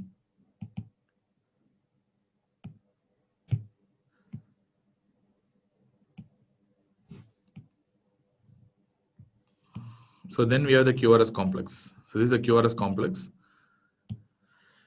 So let us discuss on the QRS complex. What is the reason for the QRS complex? Everyone knows that QRS complex is basically ventricular depolarization, of course. So this is QRS complex.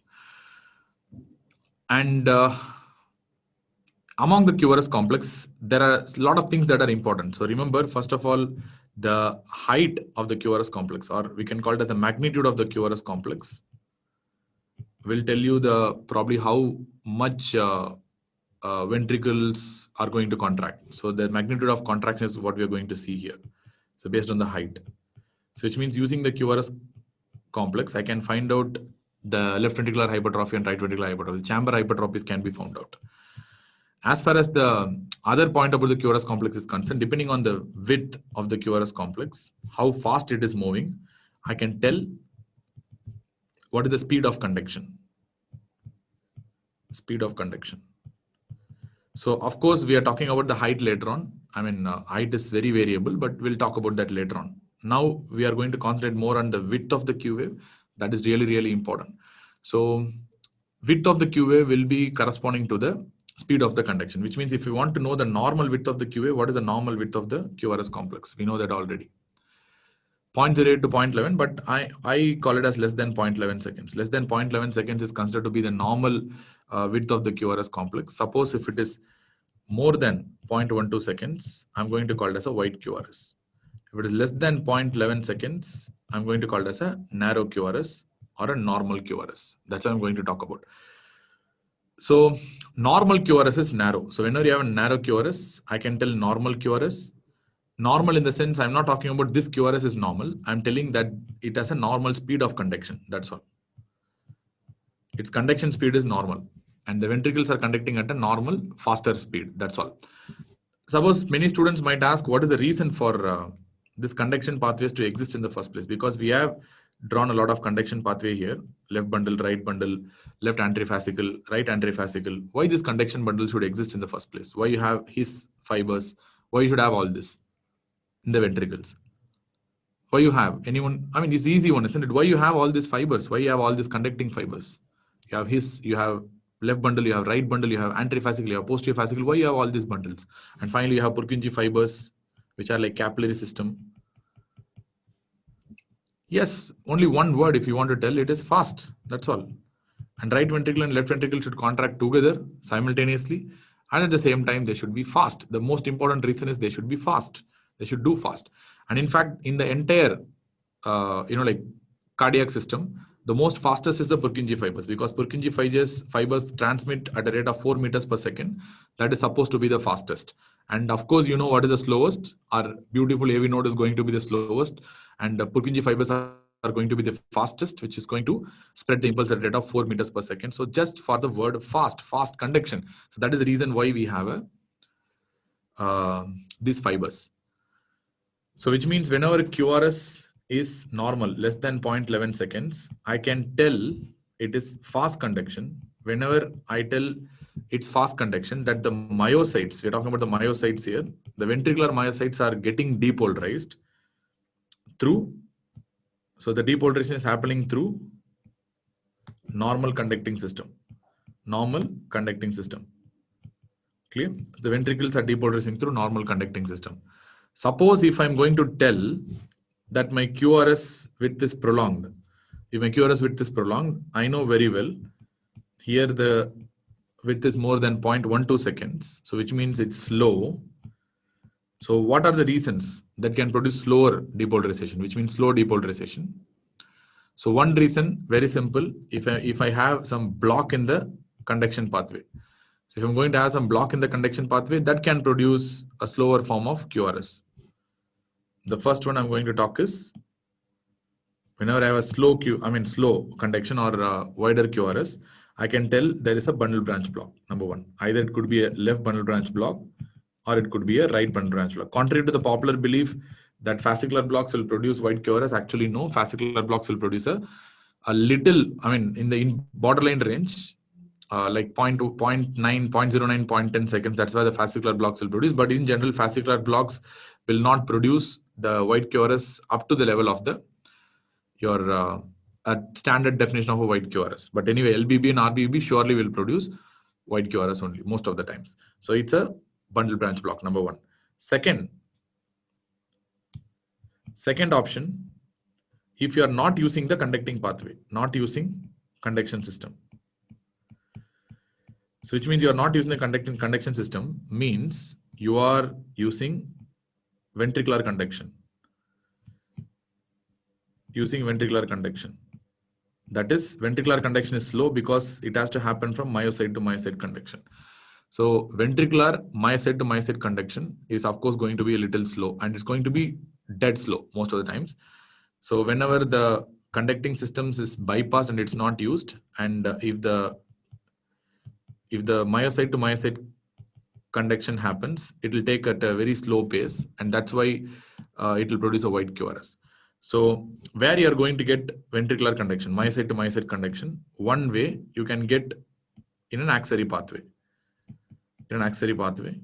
So why in axillary pathway? What we have seen in axillary pathway, when I zoom it and see, in the axillary pathway, the atrial depolarization is directly reaching the ventricular depolarization, and you can see the system is bypassed. The normal conducting system is bypassed, and this tract, even though it pushes the impulse faster into the ventricle through the bypass tract, but it just leaves into the ventricles. It's not leaving into the conducting system like how James fibers do, so that there will be a myocyte to myocyte conduction slowly without the help of conducting fibers, so that it will be slow only. That is why I told you bundle of Kent generally tends to produce a white QRS, because it's going to connect the atrium and the ventricles directly.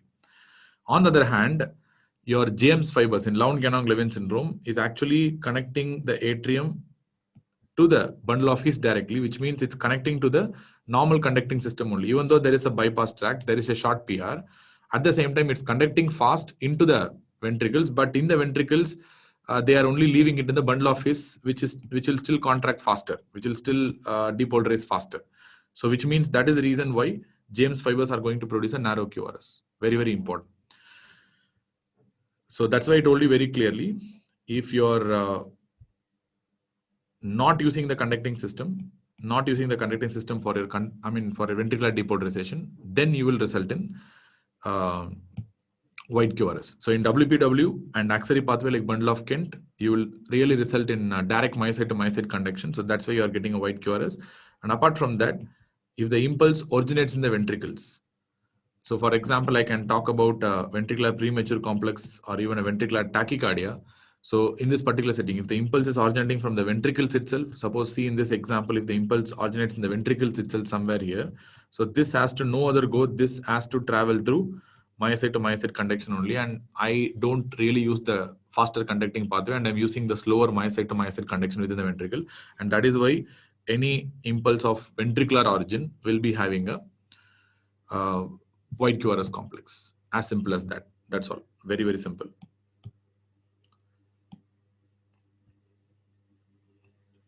So now we have discussed about the white QRS, isn't it? So white QRS is always pathognomonic, always pathologic. It's never normal. Narrow QRS may be normal or pathologic, doesn't matter, but white QRS is always pathologic. In that setting, so three causes I want to tell.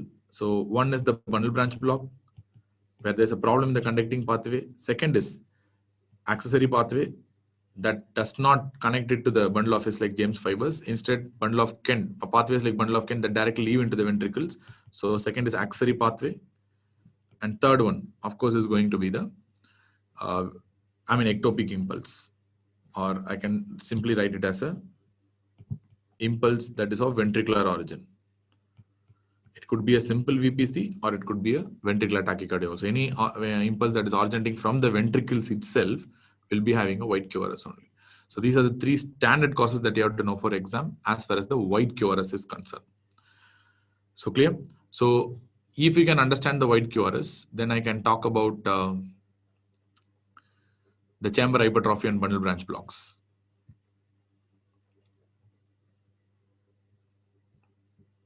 Do you understand the basic causes? Understood, right? So it's very simple. That's all. So you have bundle branch blocks and you have your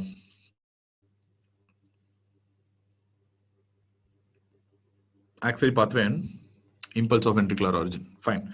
So now let us have a deep dive into the QRS. So next I'm going to talk about intraventricular conduction defects. Like what are the examples of intraventricular conduction defects? Conduction defects. We're talking about conduction defects. Remember, I'm not going to talk about VPC and VT. That's a separate discussion on arrhythmias. So first finish off the intraventricular conduction defects. Intraventricular conduction defects may or may not produce the white QRS, but the classic intraventricular conduction defects are number one, something called as Ashman phenomenon. Ashman phenomenon. Number two, probably you think about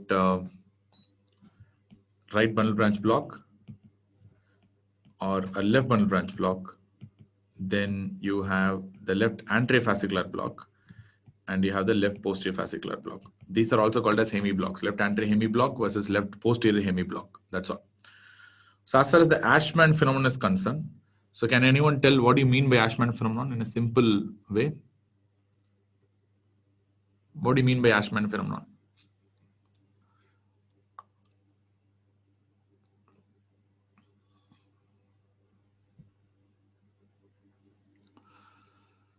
I'll give you 10 seconds. Aberrant. Okay. The word aberrant is one of the commonest words used in cardiology. Something to do with atrial fibrillation.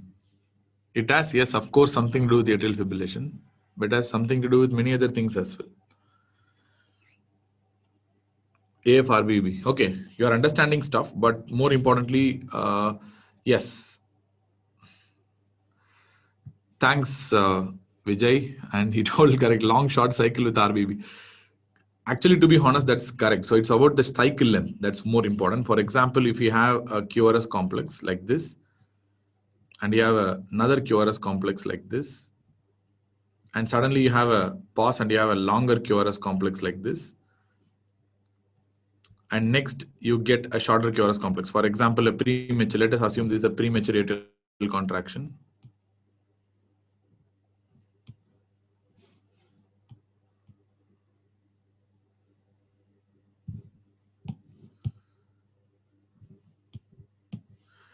Okay. Next, we're getting suddenly a premature atrial complex. So I can write something like this, right? So wait, so what's happening here? My God, sorry.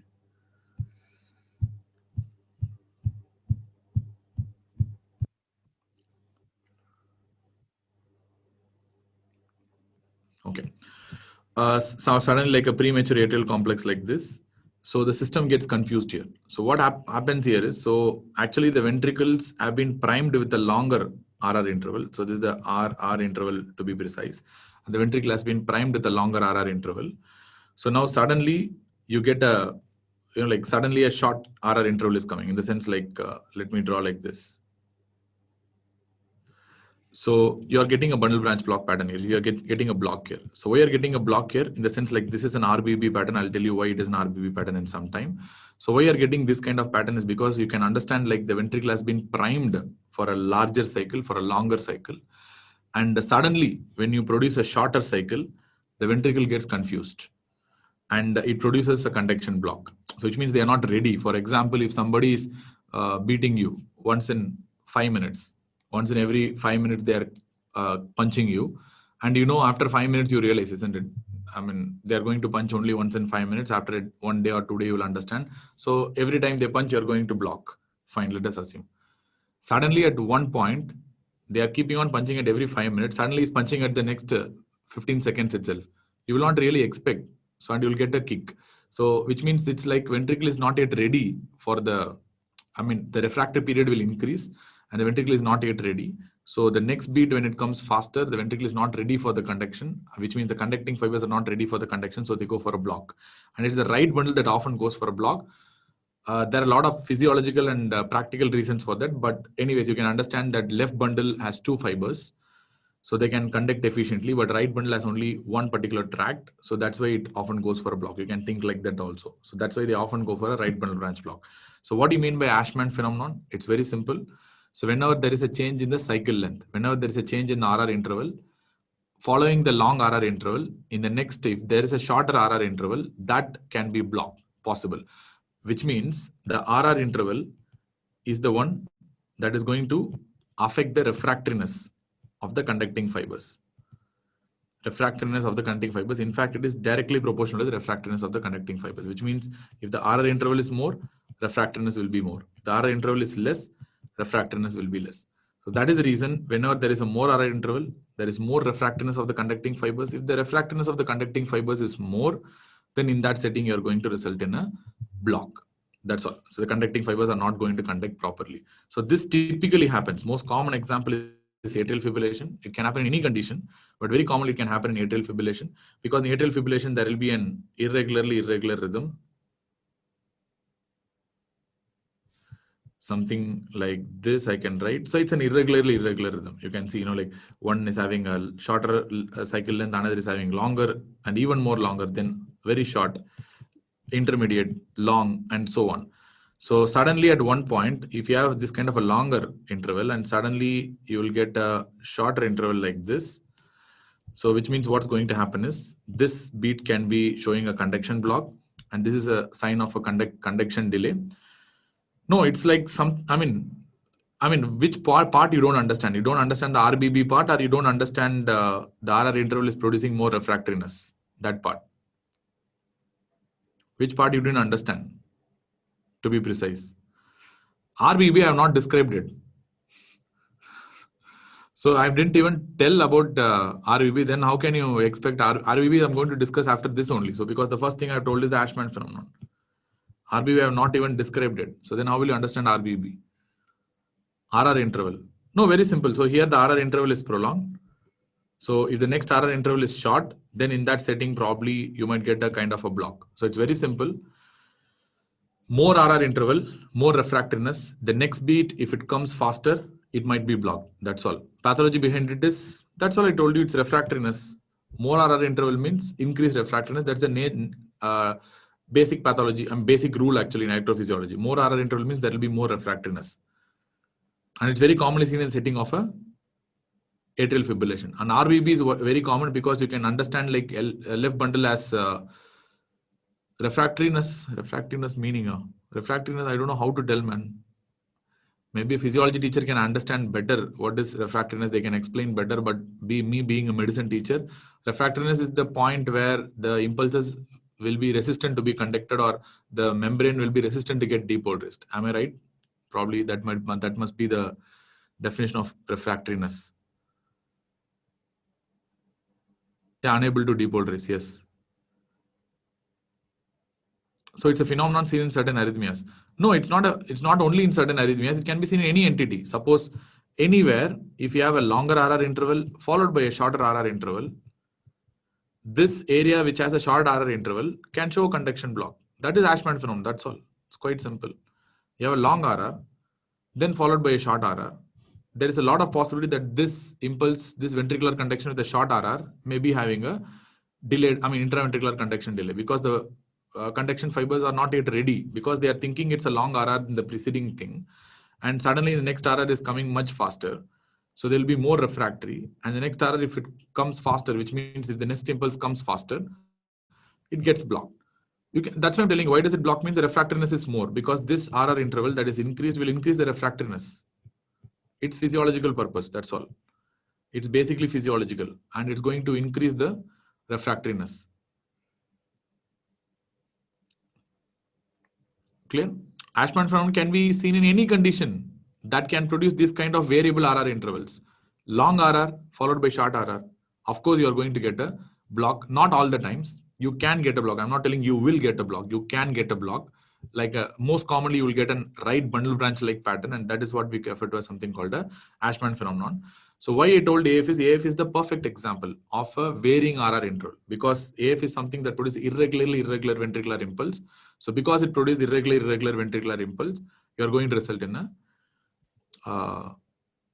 variable RR interval. Can be physiological. Yes, of course, it can be. Okay, you can understand it by seeing something called a sinus arrhythmia. So where there will be variable RR interval. You can go and check it on. So what is meant by sinus arrhythmia?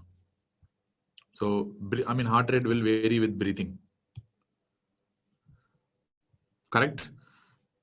It can be physiological at times as well. Or remember PACs, there is something called a premature atrial contraction, which is of course physiological. You calculate how much PACs an average person get, premature atrial contractions per day, is going to be approximately around 1000 to 3000. That much amount of PACs you will get in a single human per day, which is physiological basically. So in that also, why you call it a PAC? Because suddenly a premature atrial impulse comes and you will get a ventricular contraction. So why you can't get an Ashman phenomenon there? So PAC also can produce an Ashman phenomenon. With the same rule is applying. So if there is a longer RR before, the next RR is short, of course you are going to result in a conduction block, which is very commonly going to be right bundle branch block pattern only. So we'll be discussing. So now we are moving on to the RBB pattern. So what do you mean by right bundle branch block and how right bundle branch block happens? It's quite simple. So let me draw the same image once again. So from morning we have been drawing the same image. We have been drawing the same image. Okay, so this is septum, left ventricle and right ventricle. So this is the bundle of his first. This is his bundle. And then you have the right bundle and the left bundle. So you have the left bundle here, which is going to form posterior fascicle, anterior fascicle and the posterior fascicle, both. And then you have the right bundle. Clear? So that is going to come like this. So this is a right bundle branch and this is a left bundle branch. This is the left anterior fascicle and the posterior fascicle. Left posterior fascicle and the left bundle, doesn't matter. So what's going to happen in the setting of a right bundle branch block? Suppose if I'm having a right bundle branch, and before that we need to know the normal physiology of a QRS transition from V1 to V6. Suppose if you're having a V1 at this point and you're having a V6 at this point, so what's going to be the QRS transition? So first of all, one common point that you have to know is that the septum is going to depolarize from left to right. That's a very important point. Why? Because the left bundle is the first to get depolarized. So once the left bundle gets depolarized first, the movement of the depolarization will always be from left to right only. So which means septum is going to get depolarized from left to right. So this is a very important point. Because the septum depolarizes from left to right, you're going to get a small positive deflection because septum is not that big in reality. So you're going to get a small positive deflection. And in V6, you will get a small negative deflection, basically. That's really important. So I'll come back to that later on. So now, after this, the ventricular depolarization will start. You know very well. So now if the ventricular depolarization starts, the left ventricle is going to have a higher muscle mass compared to that of the right ventricle. So now the entire ventricle is contracting. Now the left ventricle is going to have a higher muscle mass and higher magnitude of depolarization. So it's going to directly pull this QRS vector, that is the net vector, towards the left side. So initially the septal vector is moving towards V1 and away from V6. Now you can see that sinus arrhythmia we'll discuss later on. We have a separate ECG for that, not now. So we do not interrupt the flow right now. Okay.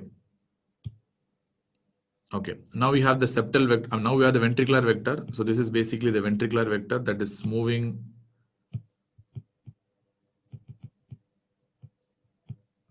towards V6 and away from V1, basically. So because this is a big vector and moving towards V6, you're going to get a positive deflection like this. And this vector is moving away from V1. So you're going to get a big negative deflection like this. So which means basically what you will be getting is you'll be getting a small R wave and a bigger S wave in V1. And you'll be getting a small Q wave and a bigger R wave in V6. And you might be asking, how will you know the convention? So I mean, we have not discussed about that. Suppose whenever you talk about a QRS, you need to know what are the conventions of the QRS. This is the basics. People who have not known that know this now. So remember, you will see something like this in your basic textbooks, physiology, or maybe even in some of your medicine textbooks where they're given QRS. So what is basically QRS? The first negative wave always will be called as Q, and any positive wave, it's not first or second, any positive wave in the QRS complex will be called as an R only. Why it's not moving? Okay. It will be called as an R wave only. And the second negative wave, I mean, in the sense like any negative wave after R wave will be called as an S wave.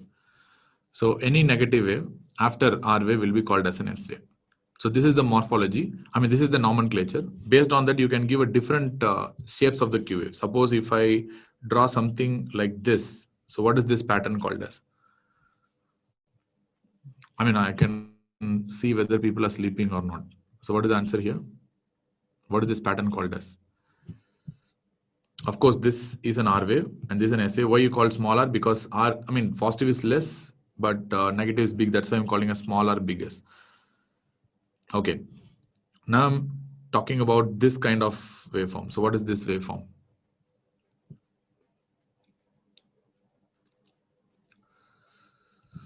So this is a QR complex. Okay. All right. So now I'm going to see probably this kind.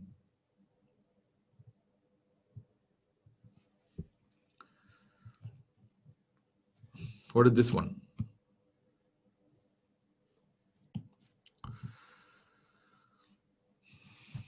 Yes, of course, it's an RSR pattern because the positive, any positive will be called as R. Because it's small, I'm calling smaller. Because this is big, I'm calling as a big R. And I told you, any negative that comes after R wave, it must be a S wave. Clear? And first negative means I'm talking about before R wave. Before R, if it comes and if the first and only negative, then only it will be called as a Q wave. Otherwise, not be called as Q wave. Any wave that comes, negative wave that comes after R wave, will be called as your S wave only. So this is an RSR pattern. So let me draw some more combinations like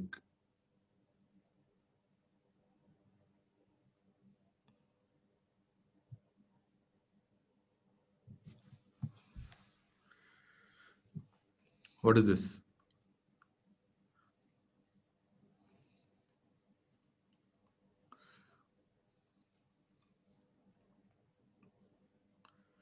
What is this? Actually, it's a QRSR, which means I can tell it's a QRBB pattern also.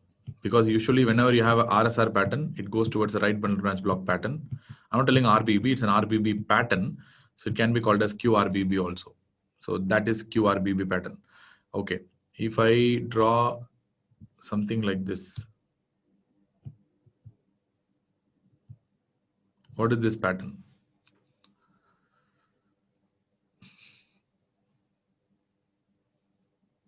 Oh my God, is this QS?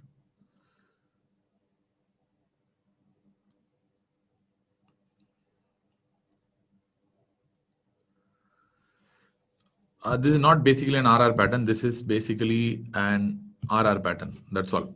So this is just RR. There is no S wave here. It's just taking up. So that's a notch only there. So that is basically an RR pattern. Clear? So then we have this one. What is this?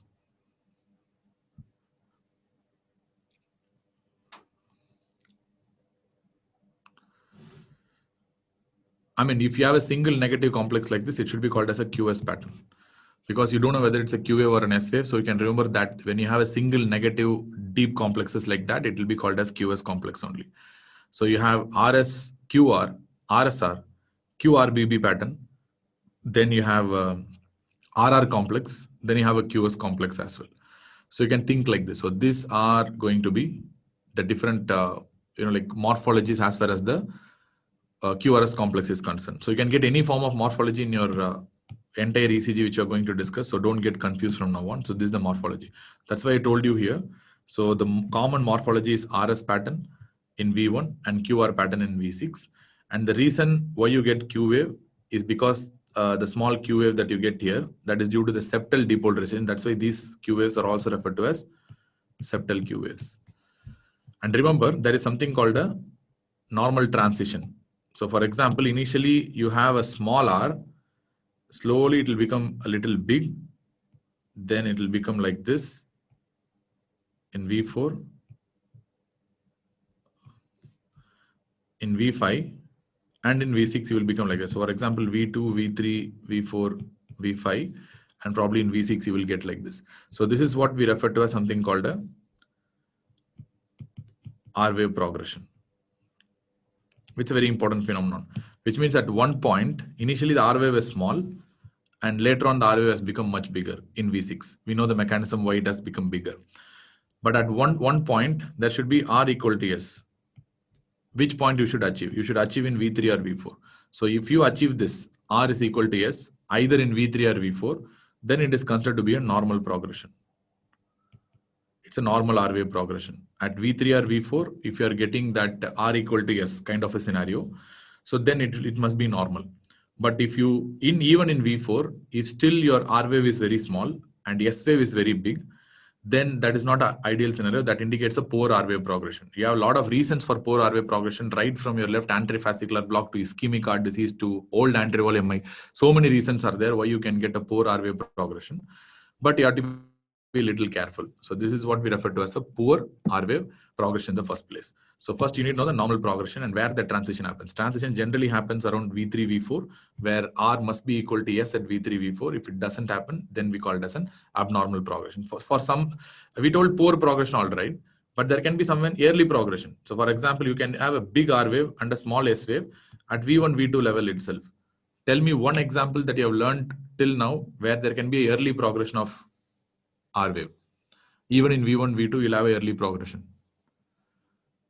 You have learned already. You know that. Yes, absolutely. It can happen in many situations. The best example that you have learned since the morning is the posterior wall myocardial infarction, where RS ratio will be more than 1. I told you multiple times, R wave should be small in V1, V2. If it is bigger, then it indicates pathology. In a patient with a chest pain, especially ischemic chest pain coming acutely, you always diagnose a posterior wall MI in that situation. I mean, that and all I don't want. Higher lead placement, all nobody is going to ask in the exam. That may be practically right. But as far as my common notion is concerned, if you have an early progression, early transition, then in that setting, you can think about a posterior MI. Yes, of course. Vijay is absolutely correct. I think whatever he types, I can write just like that. RVH and right bundle branch block. So these are 3 classic conditions which can produce an early progression. And there are some situations where you can have a late progression also. So which means this is a poor progression. Poor progression, many other conditions are there. Typically, you can get in left anterifascicular block. Then you can get in some situations like ischemia, that's old anterior wall MI, or any condition that produces anterior wall infarction. So many conditions can produce a poor progression of R wave as well. I mean, dilated cardiomyopathy, heart failure where the muscle is not able to contract. So many things can produce poor progression. But of course, these are some of the important causes where you can have an early transition or you can have a very delayed transition, but the normal transition happens around V3 and V4.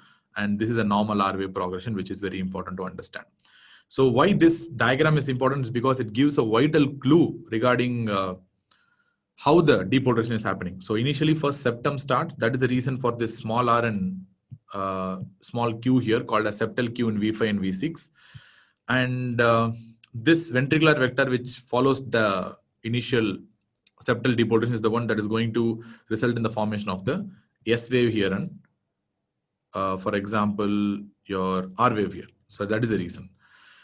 So now as far as the bundle branch blocks are concerned, because based on this principle only, we have to find out the chamber hypertrophy as well as the bundle branch blocks. Both are very important for your exams we have to discuss because the criteria they will definitely ask. So if at all, if I tell what is the criteria for a right bundle branch block. So what will happen in a right bundle branch block? There are many reasons why you can get a right bundle branch block. But let me first tell the criteria for a right bundle branch block. First of all, early progression, you can get in posterior myocardial infarction, right ventricular hypertrophy. Right ventricular hypertrophy, I told you the V1 is the one that somehow sees the right ventricle directly, maybe a little bit of V2. So that is why if in the right ventricular hypertrophy, they will have a bigger vector. So that's the reason probably. That is the right ventricular vector that is producing there. So now let us, what is not clear? I mean, see, thing is, no, it's not about understanding. No, don't try to understand too much with regards to this. I have explained as much as possible. If you want, anyway, the record session is available. You can go back and see the recorded session once again, wherever you don't understand. It's not a problem at all. But the thing is, no, if you keep trying to understand everything in the same area itself, because the amount of information I'm going to give is too much. It's going to be voluminous. So if you try to understand everything in this particular session itself, in this 1 hour itself, it's, I mean, at least 1 or 2 things you have to learn later. Anyways, I've told you all these things. Early means V1, V2. Late means it will transition only in V5, V6. Normal transition happens in V3 and V4. So that is what we refer to as an R wave progression. Okay. So if I discuss on the right bundle branch block, you will understand much better. So stay tuned. So first, what happens in right bundle branch block is quite simple. So if I'm going to draw the similar kind of a heart. So in a right bundle branch block, let me not draw the right bundle. So I'm only going to draw the left bundle, where I'm going to draw the bundle of his. Then I'm going to draw the left bundle alone with its two fascicles, anterior fascicle and the posterior fascicle. Only the left bundle I have drawn here. Why I have drawn only the left bundle?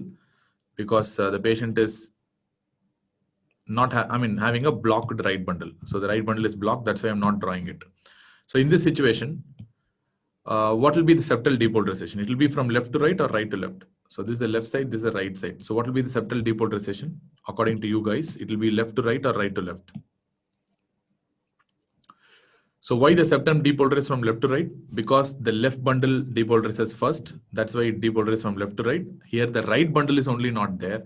The left bundle is still intact. So the septum is going to depolarize from left to right only. So there's no doubt about that. So in V1, here V6 is there. In V1, of course, you're going to get probably a small positive deflection in V1 in a right bundle branch block. So now what really happens is the left bundle contracts, depolarizes faster. Yeah, isolated left free wall depolarization. So now if I tell in a very complex way, it will be very difficult for you, but let me tell you in a simple way. So first, the left ventricle will depolarize, of course, through these conducting fibers. Left ventricle is going to depolarize, so which may produce a smaller negative spike or a bigger negative spike according to the pattern of depolarization that is happening. And of course, now the ventricle also has to depolarize in a myocyte to myocyte conduction. So if you really take this right ventricle cannot have faster depolarization. This only can have faster depolarization. Right ventricle is going to depolarize very, very slow. The right ventricle is going to depolarize slow means it's going to have a myocyte to myocyte contraction. One myocyte to another myocyte, another myocyte to another myocyte, another myocyte to another myocyte. So it's going to have a slow and a myocyte to myocyte contraction. So in this example, you can see the net vector is actually pushed, like initially, even though it goes towards this side, it will be pushed towards the right side, basically because it's having a slow conduction for a longer time. So the net ventricular vector, you can think like it will be pushed towards the other side. So you're going to have this kind of a positive wave here. So this is the reason why you get the typical RSR pattern. Depending on the strength of and the speed of the left ventricular depolarization, the situation can be like this, or the situation can be like this also. So whatever may be the fact. So if you see this kind of an RSR pattern, you are really going to call it as a right bundle branch block pattern. So if you see this kind of pattern in V1, that's the reason for getting the M pattern in V1. That's a sign of a right bundle branch block pattern. And the reverse happens in V6, because in V6, because the septal depolarization that happens from left to right, they're going to get a small negative deflection. And Ranjit has come. Thank you, Ranjit. If you have a septal depolarization that happens from left to right, so that's going to produce a small negative wave. That is, the septal form of the Q wave. Now, because this faster depolarization and now the entire vector has shifted towards the other side, it's going to produce a bigger negative complex, and you're going to produce something called a W kind of a pattern in V6. So this is what is going to happen. The more important fact is very simple. So you can remember a mnemonic called marrow. That's a mnemonic that you can remember. So V1 and V6, if you see M pattern in V1, which means predominantly positive deflection in V1, that suggests you of a RBB pattern with a white QRS. And in V6, if you see a predominantly negative complex, and again, that is suggestive of a right bundle branch block in the presence of a white QRS complex. Remember, whenever the ventricular conduction is slow, here the right ventricular conduction will produce a white QRS or a narrow QRS. You guys have to answer.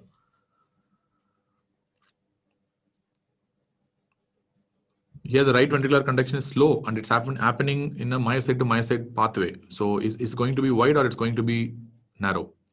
So of course you're going to get a white QRS, and that's the first criteria that you have to know as far as the your right bundle branch block is concerned. You should have a white QRS. What is the definition of white QRS? You should have more than 120 milliseconds. That is more than 0.12 seconds. That is more than 3 small boxes. Clear? So then V3 typically we don't call it as a QRS complex, but it depends again. So just to understand, I told you, don't get confused by all these nomenclatures. So I'll tell you how to read it very, very simply, because ultimately the idea is to find out these problems rather than understanding the pathophysiology. It's about how to find out in the ECG, the standard total ECG. That's what is going to be the most important. And apart from that, you can get a variety of patterns. For example, you can get an RSR dash pattern. Any kind of pattern like this, RSR dash pattern, it can be like this or it can be like this. So whatever may be the case. So if you get this kind of a pattern in V1 along with white QRS, it is equal to right bundle branch block.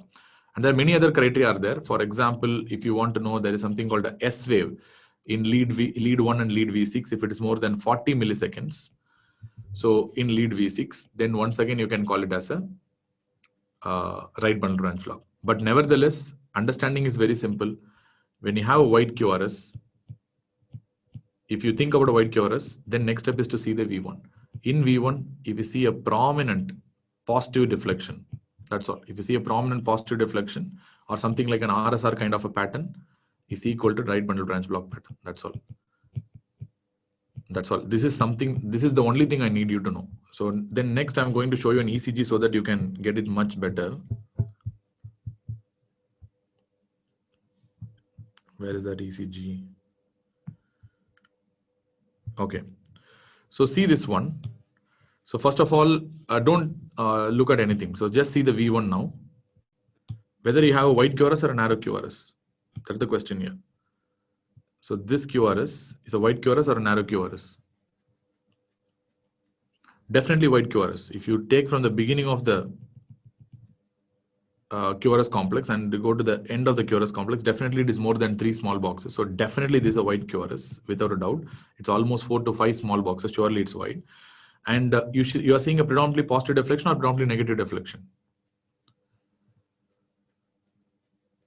Positive or negative? You are seeing a predominantly positive deflection. If you are seeing a predominantly positive deflection like this, and you can see a clear-cut pattern that is RSR kind of a pattern, so this must be equivalent to right bundle branch block. That's all. Why you want to see anything else for that matters? So this is of course right bundle branch block. And other criteria may be completely different. So that are optional criteria only. If these two matches, it's equal to right bundle branch block. That's all. The exact opposite I'm going to do in the setting of left bundle branch block, something that's going to be drastically different. So left bundle branch block, once again, you're going to have a white QRS, no doubt about that, because it's a left bundle branch block. And I can draw the same image, same kind of a issue. But here, I'm not going to draw the left bundle. I'm going to draw only the right bundle here. Let me draw only the right bundle. For example, if you take this is the bundle office, let me draw only the right bundle here. I don't have the left bundle here. So I'm not drawing the left bundle because it is blocked. I think V1 only is enough. You don't need anything else. Just for the criteria sake, I told you the S wave in 1 and V6 should be more than 40 milliseconds. But apart from that, that doesn't make any sense. V1, you see white QRS. And if you see a RSR pattern or a predominantly positive complex, it's equal to RBB pattern. That's all. Nothing else. That's the only thing. Practically speaking, that's the only thing we see. We don't see anything else. Even if you know the criteria, that doesn't matter. That's how we diagnose in the real-time ECG. That's all. So now what happened is, now you have only right bundle and you don't have the left bundle here. So in this setting, septal depolarization will happen from left to right or right to left.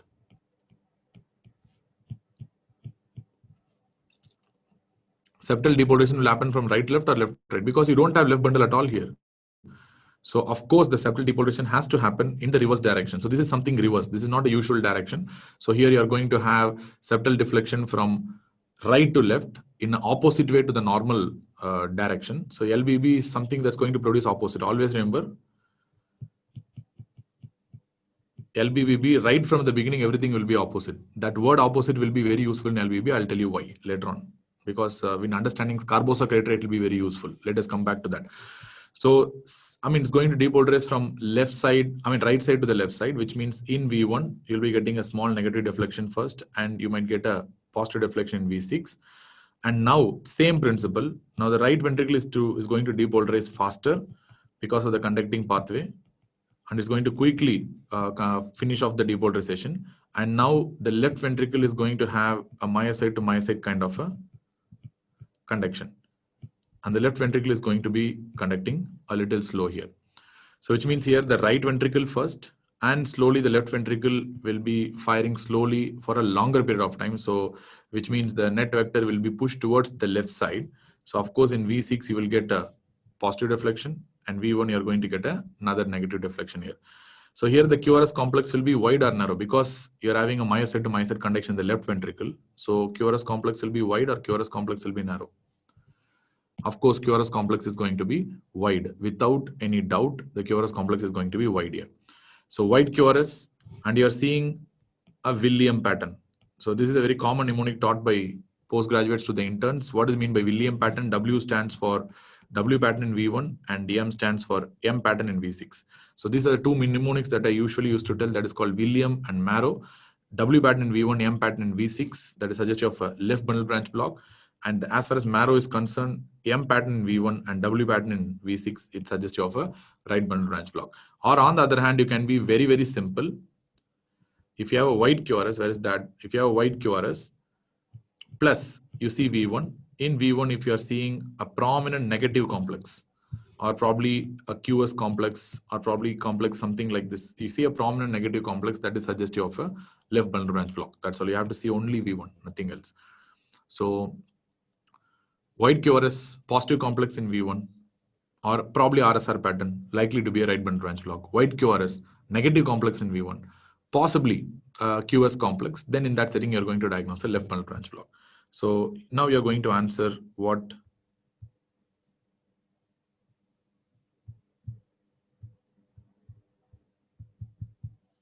Okay, what is this one? So first of all, you see whether you have a wide QRS or not. Of course, you have a wide QRS here. There's no doubt. Wide QRS generally tend to widen up. They tend to open up. Narrow QRS generally tend to close down. So this is, all these complexes are basically trying to open outside. So definitely this is a wide QRS, no doubt about that. So see only the V1. In V1, you're seeing negative complex or positive complex? Negative or positive in V1. So this kind of a QS complex only you're seeing, and it's a negative complex. So typically, it should be a left bundle branch block pattern. So we are seeing something called a LBB pattern here. That's all. To tell it's a true left bundle branch block, you have some basic criteria are there to tell it's a left bundle branch block. So what are the criteria? One thing is the fact that the septal depolarization in left bundle branch block is always from right side to left side. So the septum is depolarizing from right side to left side, which means what is the reason for the development of this septal Q waves? The reason for the development of this septal Q waves in the left-sided leads. In left-sided leads, what are the left-sided leads you have? Extreme left-sided leads, you have V5, V6, 1, and AVL. These are the completely left-sided leads. So if these are left-sided leads, why you get the septal Q waves? Because the septum is depolarizing from left side to right side. Because septum is depolarizing from left side to right side, in the left-sided leads, this septal depolarization is moving away from this left-sided lead. So that's why you are seeing a, septal Q wave. So that should tell you in a left bundle branch block, since the depolarization is completely reversed, so right side to left side. So because it's coming from right side to left side, so which means now it is towards the left side. So which means this 1 AVL, V5, V6 that are present on the left side should never have the septal Q waves. That's the most important point. Because now the depolarization is completely reversed, you should never be able to find out the septal Q waves because it's moving towards them now. This 1 AVL, V5 and V6. So that's what the guidelines are telling. So if you want to know the criteria, as far as the LBB is concerned, of course, the first criteria is QRS more than 120 milliseconds. We know that. That's the criteria. And the second criteria is the fact that you should have something called a monophasic R wave, which means a monophasic R wave should be there in V5, V6, 1 AVL. What does that really mean? Which means this point tells that there is no septal Q waves. You should never get a septal Q wave in this left-sided leads. If you get a septal Q wave, it's unlikely to be a LBB, because if it's an LBB, you should never be able to get a left to right depolarization to produce septal Q waves on the left-sided leads. It should be right to left only, and you should not be able to get a septal Q wave. So that's what they're telling. It should be a monophasic R, a single R in a left-sided leads. That is this V5, V6, 1 and AVL should have this thing. So this is the third criteria, that is no septal Q waves in this area. So 1 AVL, V5, V6. AVL can sometimes have some septal Q waves because of its location, but definitely not in 1 V5, V6. You should never have a septal Q wave. And at the same time, you have something called the R wave peak time. R wave peak time. R wave peaking time. Remember, in V6. In V6 we are talking about, because in V6 you are having this R only. So we are talking about this R wave peaking time in V6. So from the beginning, we see something called R wave peaking time. And this R wave peaking time in V6 should be more than 60 milliseconds. Remember, there it's opposite. Yes, more than 60 milliseconds I would have told you, but here I'm telling R wave peaking time more than 60 milliseconds in V5 and V6 is supposed to tell you that it's a left bundle branch block. And finally, this is the most important point as far as I know, there is something called discordance. So because if you don't understand this, you can understand the Scarbosa criteria. What do you mean by discordance? Suppose if you have a negative deflection LBB, you will always have a opposite side T wave, which means T rate will be upright if the QRS complex is down. If you have a positive complex somewhere,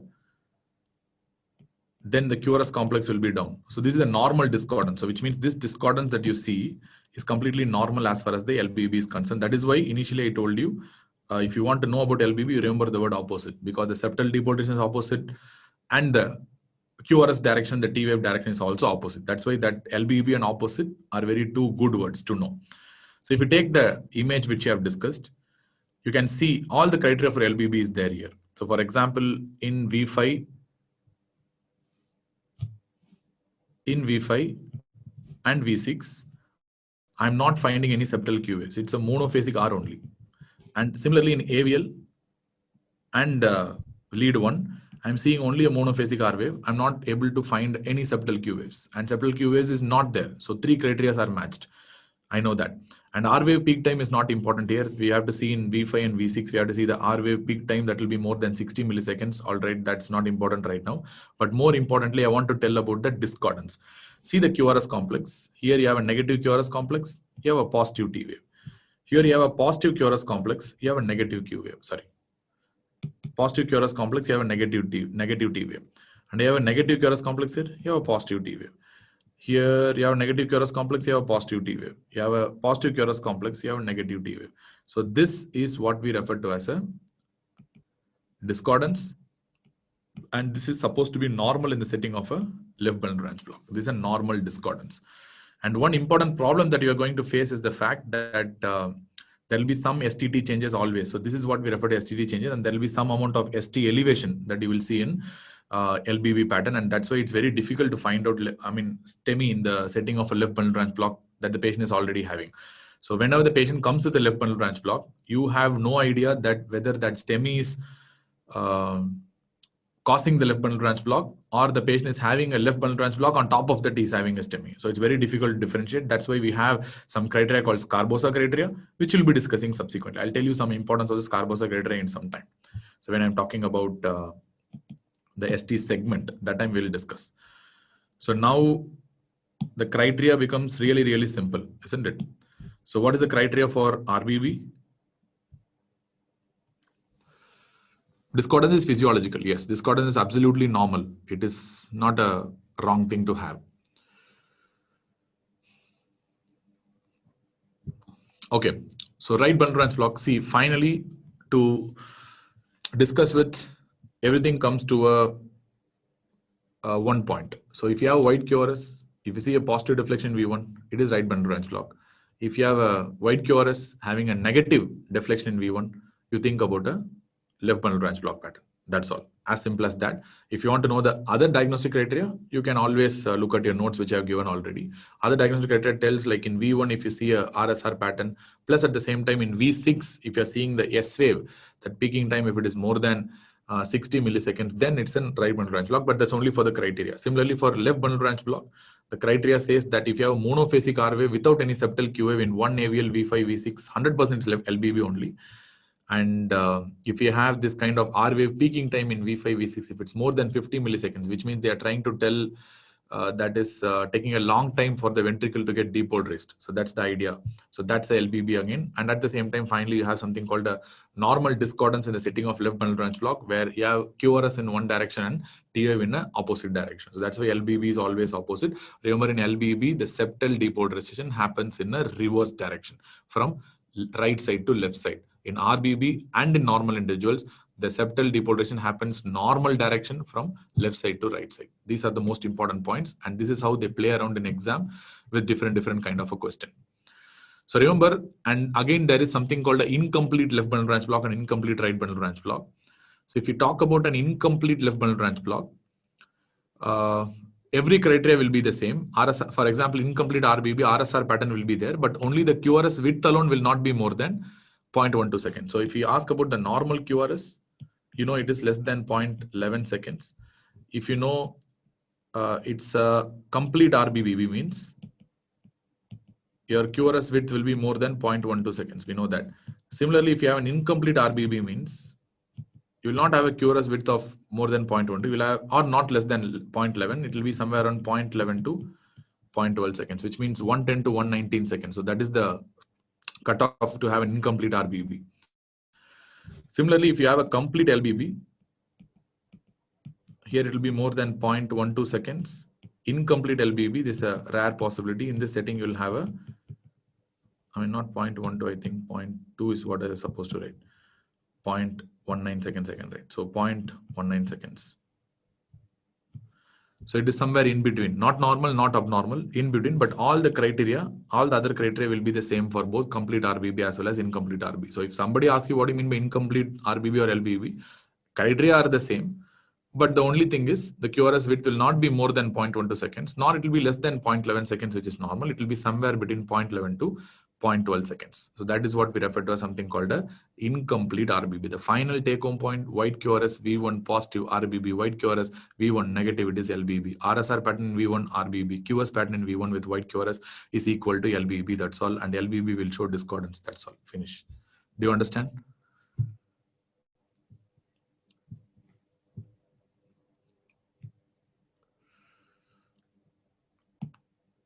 Yeah, cool. That's all over. I mean, correct only. I think I have written wrongly. 0.119 second. Sorry, it's 0.119 second. See, that's what I meant. So it should not be less than 0.11 also. It should not be more than 0.12 also, which means it's 0.112, 0.119. Correct. Correct. What you're telling is correct. I just went by the flow. I got confused in that. So this is the idea. That's all, as simple as that. This is how you're going to diagnose the RBB and LBB. And more importantly, there are some things which can produce RBB pattern. And there are some conditions which produce LBB kind of a pattern, which means we're not talking about an RBB, we're not talking about LBB, we're talking about RBB pattern, and we're talking about an LBB pattern. So what this pattern means. So let us see the pattern analysis. So now from a bird's eye view, we're not going to discuss in detail. Now in a bird's eye view. So if I talk about right bundle branch block, what is going to be the pattern of conduction?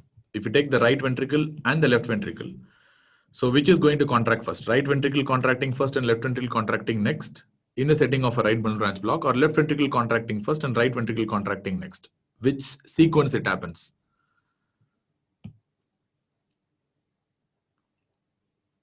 Yes, everyone has guessed. It's always LV first, then RV next. Clear? So this is the pattern that we are going to encounter as far as the right bundle branch block is concerned. This is the pattern that they are following. So similarly, in the left bundle branch block, RV, LV, which ventricle is contracting first and which ventricle is contracting next? In a left bundle branch block. Do you need anything to tell here? So this is a very important principle actually, basically, to understand many things in the future. Of course. So here RV first, then LV next. So LV is second. LV is the last to complete its depolarization. That's why the vector is shifted towards this side. We know that. So RV first, LV next, right?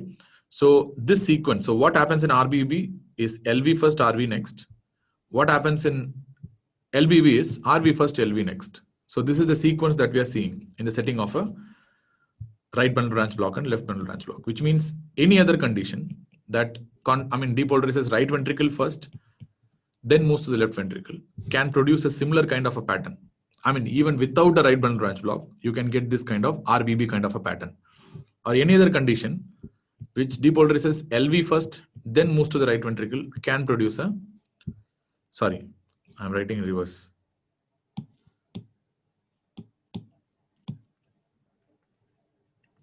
So any condition that produces LV first, then right ventricle next, can produce an RBB kind of a pattern, or any other condition that produces right ventricular depolarization first, then left ventricular depolarization at the last, can produce a similar kind of a pattern. So this is the pattern analysis that we have made. So it need not be a true bundle branch block, or any condition that follows this kind of depolarization patterns can produce this kind of bundle branch block kind of a pattern. So what are the examples? The first example, no, not really. Brugada is a pseudo right bundle branch block pattern. It's not a true RBB. It's actually a form of a J-wave phenomenon, which we'll be discussing later on. So the most important you have to talk about is the ventricular ectopics. Ventricular ectopics. Ventricular ectopics are going to directly start their depolarization from the ventricle only. For example, if you take an ectopic, let us assume an ectopic that is starting from the left ventricle. So it's a left ventricular ectopic. It could be a ventricular tachycardia also. I'm just talking about one ectopic. If this ventricular ectopic is firing and it originates in the left ventricle, so which ventricle it starts with first? I mean, I'm just seeing you whether you are attentive or not. So it starts from the left ventricle means which ventricle it's depolarizing first? Yes, left ventricle first. So then you are going, if it's directly originating in the ventricles, it's going to have myocyte to myocyte conduction, or it's going to use the normal conducting pathway.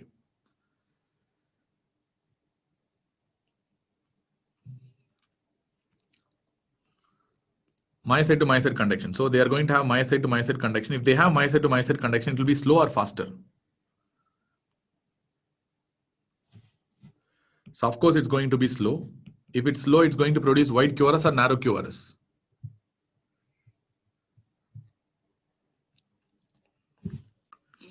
Of course, it's going to produce a wide QRS.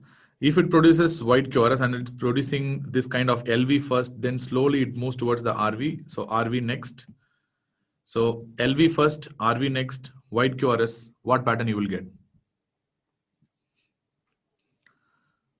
Of course, you are getting an RBB pattern. So which means ventricular ectopics that originating from the left ventricle will produce an RBB pattern. That's all. That's the take home point, final point.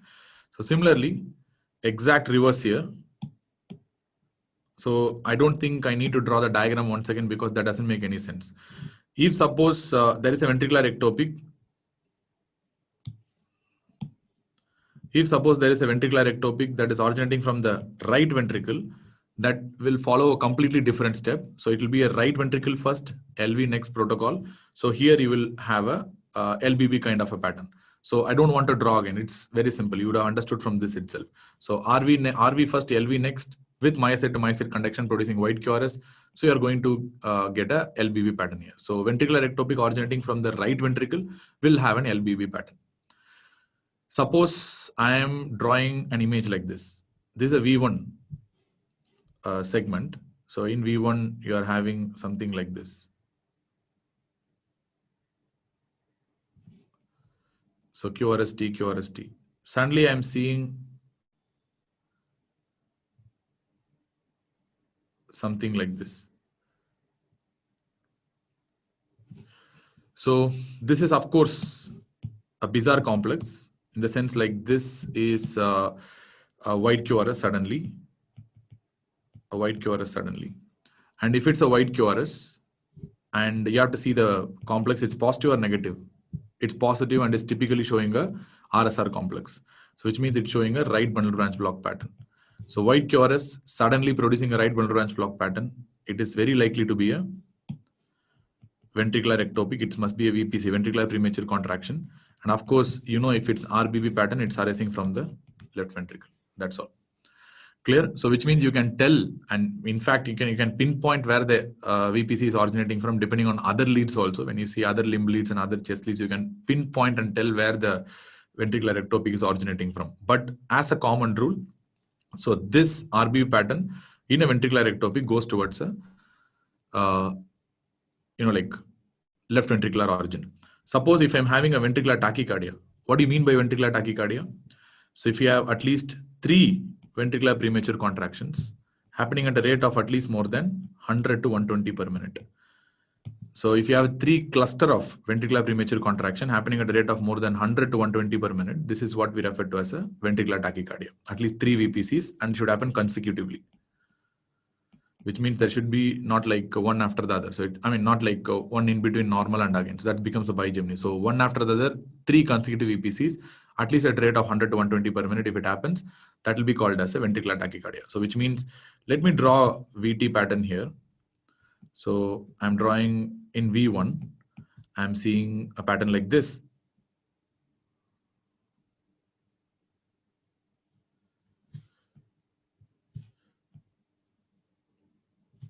V1 should not have like that, isn't it? So V1 will be like this.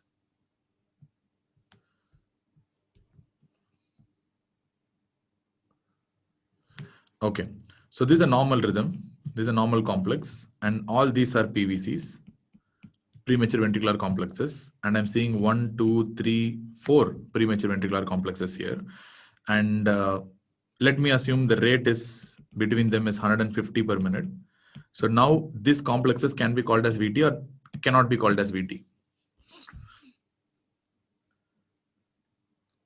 Yeah, I have not shown the discordance purposefully here.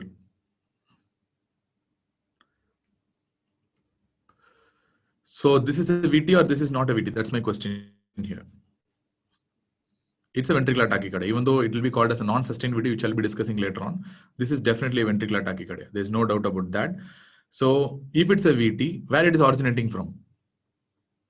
It's a white QRS, all right. And you're having a negative complex in V1. So what is this pattern basically? This is a left bundle branch block pattern.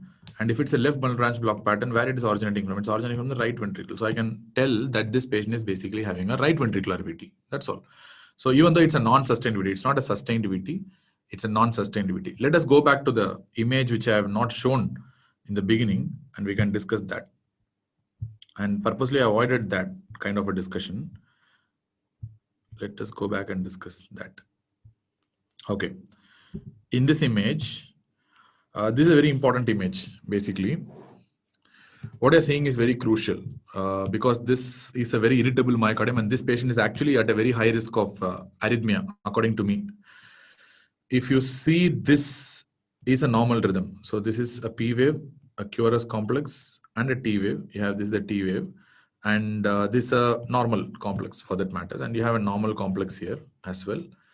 And of course, what you're seeing here is a different kind of a complex. Like suddenly you're seeing this kind of a complex in lead 2, and you're having this kind of a complex in lead 2 as well.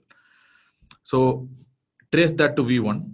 So you're going straight away to V1 here. So you are seeing this kind of a complex. Trace that to trace that to V1 or V4 or wherever.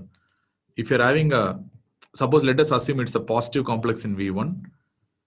And it's a V4 only, I know that. But if it's a positive complex in V1, what is this originating from? If you tell where it will be originating from.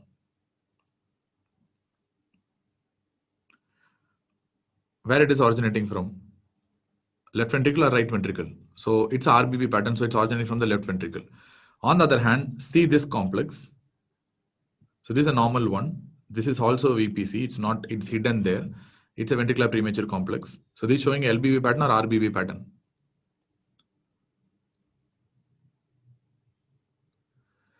This is an LBB pattern. So this means if in the V1, if you have an LBB pattern, and if you have a ventricular premature contraction like this, so it is originating from right ventricle or left ventricle?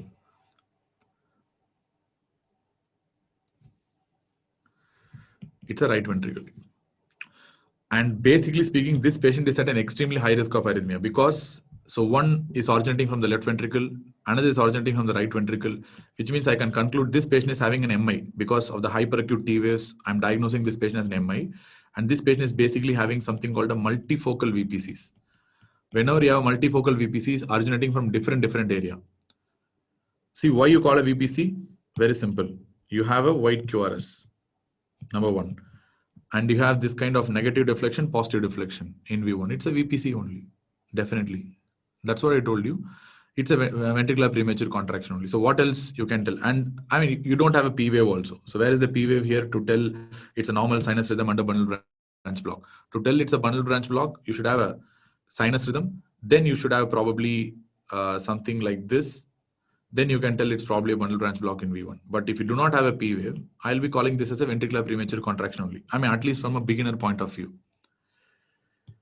So you want to, I mean, you still don't understand the discordance. I don't know why, but anyways, fine. So this is a multifocal VPC. I mean, it is evident from this lead 2 itself, even though I cannot really tell in lead 2. In lead 2 itself, one is going down, one VPC is coming up. So one is negative, one is positive, means definitely it cannot come from the same direction. Remember, in electrophysiology, there is one rule always will be there. No two waves can be similar, or no two things can be similar unless and until they are coming from the same area. If both are similar, they should be coming from the same area. If both are different, they're coming from different areas, which means this VPC is different from this VPC, which is definitely meaning that both are coming from different areas. That's why I told you it's a multifocal ventricular premature contraction. If it's going to be multifocal VPC in the setting of a STEMI, the patient is extremely high risk of developing arrhythmias. So unifocal VPCs are not a problem. It's extremely common. So if it's coming only from one area, which means this here also, I have seen something similar like this, no problem. So that's a unifocal VPC. Only from one area, irritable area, they are producing VPC. That's quite normal. But multifocally from different areas, if you're getting VPCs, the patient is extremely high risk of developing ventricular arrhythmias and death. That too in the setting of a STEMI, that becomes really important. That's why I have not discussed that before. And somebody is asking about discordance. Once again, so discordance is just the opposite. You know, like for example, if you see here, the QRS will be in one direction, the T wave will be in another direction, which means T wave is upright, QRS is down. So this is what I mean by a normal discordance. And here the QRS complex is upright and the T wave is down and the QRS is up. So this is a normal discordance. So this is a very typical feature of a left bundle branch block, and this is a normal discordance. I think you can understand. So anything more you want? No.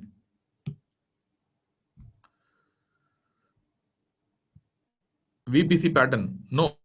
I mean, in general, no, like I am not in a position to explain again because of lack of time. So if you really want to know about the VPC pattern, it's very simple. So VPCs that originate from the, the final take home point that you need to know is VPCs that originate from the left ventricle will have a right bundle branch block pattern, and VPCs that originate from the right ventricle will have a left bundle branch block pattern. That's the only thing that you need to know. Nothing else you need to know, because anyway, you're not going to understand these mechanisms. Only maybe you can revise this video later on, but you will be understanding much better. But for finding out the VTs, you really don't need this, isn't it? So let us see a VT, like why we wanted to just sit silent. Let us see a VT. Okay, let us assume this is a VT. Can anyone tell where this VT is originating from? Just see and tell. It's originating from the left ventricle or right ventricle?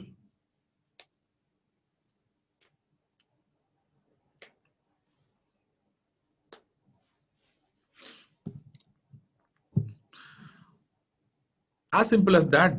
That's all. You have V1. Definitely, it's a little bit of white QRS, even though it's not very white, but white QRS is still there.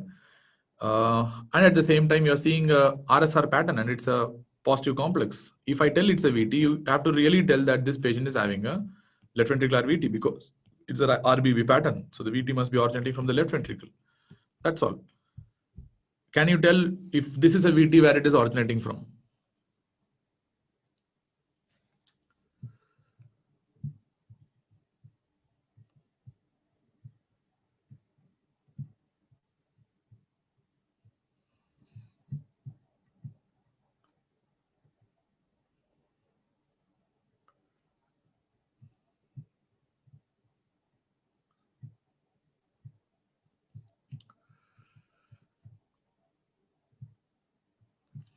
If this is a VT, where it is originating from? Right ventricle. Yes, of course it is originating from the right ventricle only, because you are seeing a negative complex here. And I mean, it's not a very wide QRS, but still I can assume it to be a wide QRS. And if I tell it's a VT, it's a negative complex, so it's a LBB pattern. So it must be a right ventricular origin. It must be a right ventricular tachycardia. That's all, as simple as that. So there's, I mean, that's all you need to know. Anyways, and Vijay Balaji is telling RVOT. I mean, I'm going to discuss about that later on. Don't tell the answers right now. Okay. How to differentiate bundle branch block from ventricular tachycardia? That's impossible, really. I mean, you are talking about a different stuff. That's called SVT with aberrancy. I'll answer you, but to be honest, finding out an SVT with aberrancy is very difficult rather than finding out a ventricular tachycardia. Ventricular tachycardia can be easily found out, but you cannot rule out a ventricular tachycardia. I'll tell you the importance of that. It's very difficult to diagnose an SVT with aberrancy. Nobody will be so concrete, or nobody will be so, confident in diagnosing an SVT with aberrancy, bundle branch block. But everyone can be confident in diagnosing a VT because there are of multiple reasons. If you misdiagnose it as a VT, no harm. But if you misdiagnose at a SVT with aberrancy, that's a bundle branch block, it's going to be a problem. We have a separate arrhythmia section we'll discuss in the night. No problem. So this is a ventricular ectopic you're talking about. And there are many other conditions that can produce that. For example, you have a you have a pacing. So pacing. So especially paced ventricles will be showing the, I'm writing in the RBB, I think. Paced ventricles will be showing the LBB morphology only.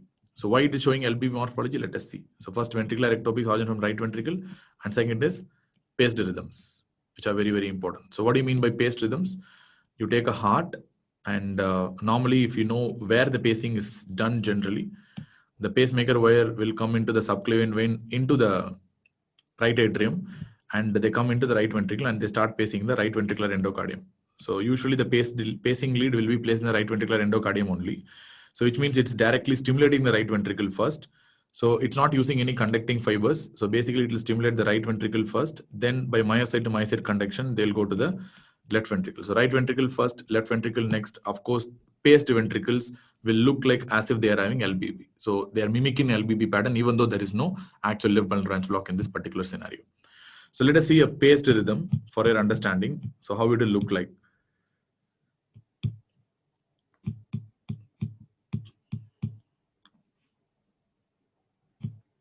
This is an example of a paced rhythm, if you see. So first of all, see the pattern here. So it's a LBB morphology only, which means you're having a wide QRS. Definitely it's opening up. So whenever the QRS complex opens out, I'm going to think about a wide QRS complex. It's a wide QRS complex. And I'm having a negative complex, which means it must be a left bundle branch block pattern. So why there should be a left bundle branch block pattern here? So because here the patient is not actually having LBB, here the patient is actually having something called a paced rhythm, because you can see the pacer spikes here. So this kind of lines that you see here, these are nothing but the pacemaker spikes that you're seeing. Clear? So these are the pacemaker spikes that you're seeing.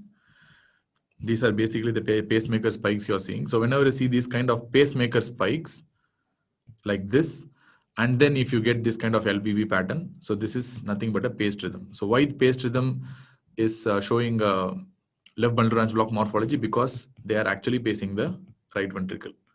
That's the easiest way to pace a ventricle. So this pacing, you know why they do in times of bradycardia they do.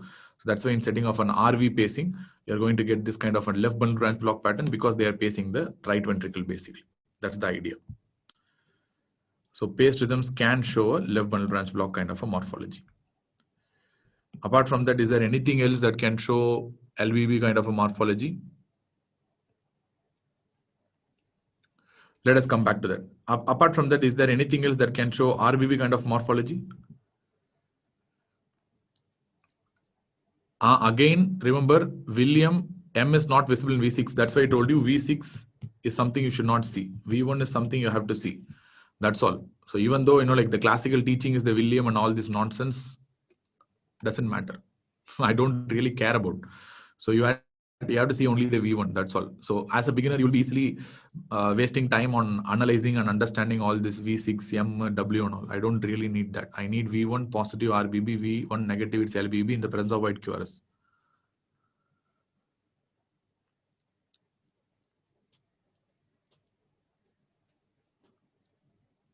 what people are asking. They are telling another answers. No, I mean, we are not talking about true LV. Pulmonary embolism causes a true right bundle branch block. It doesn't produce a LV RBB kind of a pattern. It can produce a true right bundle branch block. But I'm asking about which is the thing that produces RBB kind of a pattern.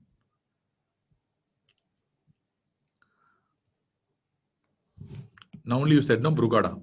Brugada produces RBB kind of a pattern. It's not a true RBB.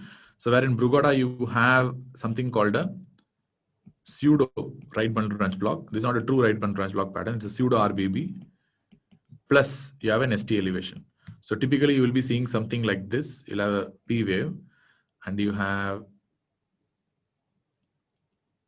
so this is a usual kind of a pattern that you'll see in V1, V2, maybe plus or minus V3.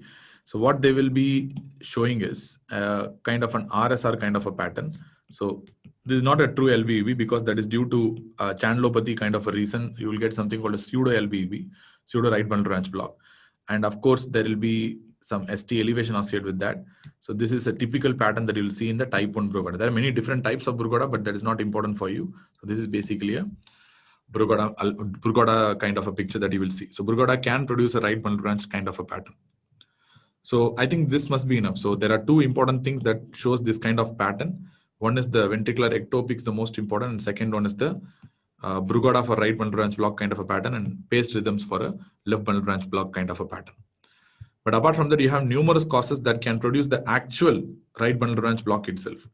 Many easily understandable conditions. For example, right ventricular hypertrophy can produce right bundle branch kind of a pattern. Ischemic heart disease can produce right bundle branch kind of a pattern. Old age, senility itself, because of fibrosis of the tracts, and there is separate tract fibrosis kind of diseases are there which can produce right bundle branch block kind of a pattern, which is not really important. But as far as I know, the most important that you have to know is the pulmonary embolism. So remember, in reality, any acute onset shortness of breath that is unexplained and the patient is having a new, remember the word new, right bundle branch block is equal to pulmonary embolism unless proved otherwise. We try to diagnose pulmonary embolism only in this scenario. We just try to take the echocardiogram in this situation. So this is a very important point. Acute shortness of breath, which is unexplained, patient showing right bundle branch block. Unexplained in the sense patient is not having otherwise any problem. The patient is not having any ST elevations. Patient is not having any other problem. Just right bundle branch block, new onset shortness of breath. You cannot find anything in the like chest. Examination is normal. Think about always a pulmonary embolism. Unexplained breathlessness, always go for a pulmonary embolism diagnosis. Most of the time you will be correct. So P, fine. So that can produce a right bundle branch block kind of pattern. Then you have something called an Ashman phenomenon, isn't it? Which can produce RBB very commonly, which we have discussed some time back. So Ashman produces more RBB than LBB. Remember, new onset RB, for this you need to have a previous ECG. Without having a previous ECG, you cannot find out whether it's a new onset or an old onset. But especially when a young patient is coming without any comorbidities, that's what I mean. It all depends on the clinical situation again. So, but suppose I am a young guy coming suddenly with the shortness of breath, and I'm having RBB, and my breathlessness is otherwise unexplained. What you will really think about? So why should I have an RBB? Am I too old to get an RBB? So in that situation, my first priority is rule out a pulmonary embolism. I will think that as a new onset right bundle branch block only. Ischemic heart disease, myocardial infarction can well produce. Acute as well as chronic ischemia can produce right bundle branch block as well as left bundle branch block. So many causes are there for right bundle branch block as well as left bundle branch block. Similarly, for a LBBB, you have multiple causes. Like for example, same left ventricular hypertrophy can do that, and ischemic heart disease can do that, including a lot of myocardial infarction, especially anterior myocardial infarction can produce left bundle branch block. Then you have your old age, once again, can produce left bundle branch block, true left bundle branch block. Then Ashman itself theoretically can produce left bundle branch block, but producing a LVB due to Ashman is extremely rare. Show me one ECG. Actually, I've been searching for a single ECG that actually produces LVB due to Ashman. But theoretically, if you take every single book they will give, it can produce both RBB as well as LVB. But I've never ever seen in my life an Ashman producing a LVB. It always produces RB, but theoretically it is possible. And more importantly, one thing we have not discussed here. What is that one thing we have not discussed? This LBB kind of a morphology. I mean, what other thing can produce that? I was thinking that I was missing something for a long time. Yeah, I told you LBB, RBB kind of a pattern, LBB kind of pattern. ventricular ectopic can produce. So I will call ventricular ectopic as something like bizarre. Like it's something very bad. Ventricular tachycardia is like an eccentric kind of a thing. So what is very bizarre or very eccentric, mad like a ventricular tachycardia? What is that? Something which is as mad as ventricular tachycardia. So if I give a clue, you should be able to find out. It can produce anything in the ECG. I mean, VFib has nothing to do with that. Yes, you just told. It can produce anything in the ECG, everything in the ECG. And it is called as a syphilis of the electrocardiogram. That is hyperkalemia. Hyperkalemia can produce anything and everything. There is nothing that hyperkalemia can't produce in the ECG. So, of course, you're going to talk about a hyperkalemia. Hyperkalemia can also produce true blocks, false blocks, block kind of a picture. Doesn't matter. You cannot really tell whether it's a true block or a false block or a, I mean, myocyte to myocyte conduction. We have no idea about that. You can produce anything and you can produce everything. That's all, nothing else. No need to tell otherwise regarding to the hyperkalemia. So they can produce anything. So fine. So Ashman phenomenon is quite very rare. So, I mean, you don't really need to understand the cause of RBB as well as LBB, but just understand that Ashman is going to produce more of a RBB compared to that of LBB. And remember that point, that new onset right bundle branch block, if they give an exam in the setting of an acute onset unexplained shortness of breath, you are always going to think about a pulmonary embolism as the primary diagnosis. This is what you need to know. I think we have discussed in and out about the RBB and the LBB. I think QRS is also over. Now we have discussed on the QRS and need a short break. Can we finish the chamber hypertrophy and we'll move on to this thing?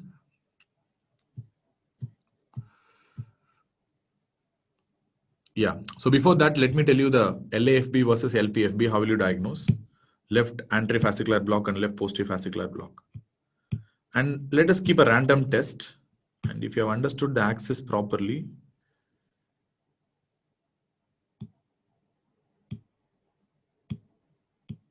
let us keep a random test.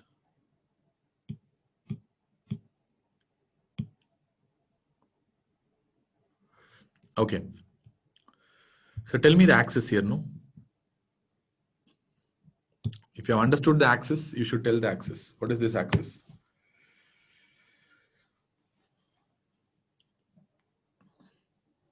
What is this axis? Yes, of course, this is a left axis deviation. Yes. So why it's a left axis deviation? Because one positive, AVF negative. So which means this combination could be a left or normal axis. So see lead 2 is negative. So it must be definitely a left axis for sure. No doubt about that. And this diagnosis in this ECG is basically a left anterior fascicular block. How will you diagnose a left anterior hemi block? Is quite simple. It's going to be easy. How you're going to diagnose a left anterior hemi block. So you're going to see only 2, 3 leads. That is lead 2, 3 and AVF. In lead 2, 3 and AVF, you need to have this kind of an RS kind of a morphology. You'll have a small r, and you have a DPS. So this is what you're going to see in the lead 2, 3 and AVF. Similarly, lead 1 and AVL, that's the high lateral leads, you will be seeing this kind of QR kind of a morphology. So if you know this, this is more than enough. So this is how you diagnose a anterior hemi block or a left anterior fascicular block. The exact opposite is true in the setting of a left posterior hemi block. But before that, you need to find out the axis in this ECG. So what is the axis here?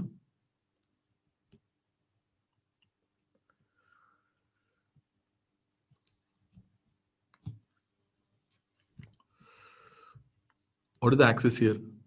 It is basically right axis deviation because you have a negative complex in V1, I mean lead 1 and a positive complex in lead AVF. If you have negative in lead 1 and positive in AVF, of course, you know very clearly it is a right axis deviation. So here it's quite simple. You will see QR complexes in lead 2, 3 and AVF. And in fact, you will see an RS complex in lead 1 and AVL. So you can see the RS complex here. So if you see the exact opposite, RS kind of a complex in lead 1 and AVL and QR complex in 2, 3 AVF, that is likely to be left posterior fascicular block. And if you're going to see RS complex in 2-3 AVF and QR complex in 1 and AVL, it is called a left anterior hemiblock.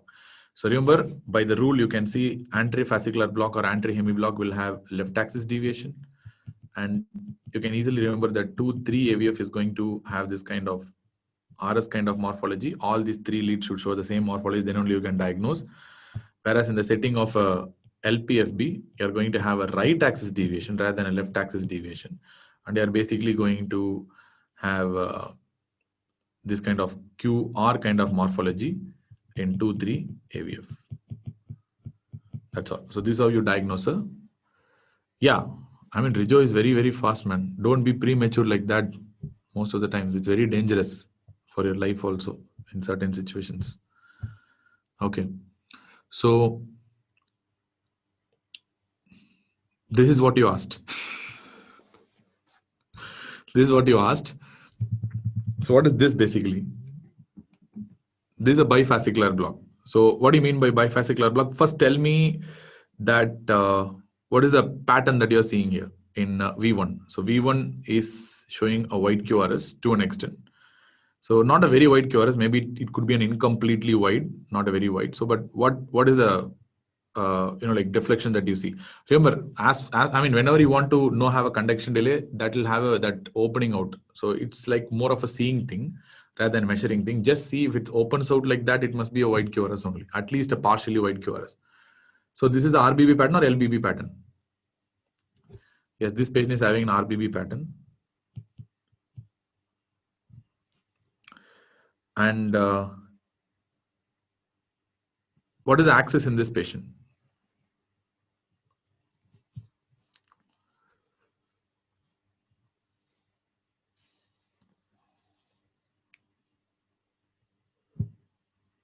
This patient is having a left axis. So this patient is having a positive complex in lead 1 and absolutely negative complex in lead AVF.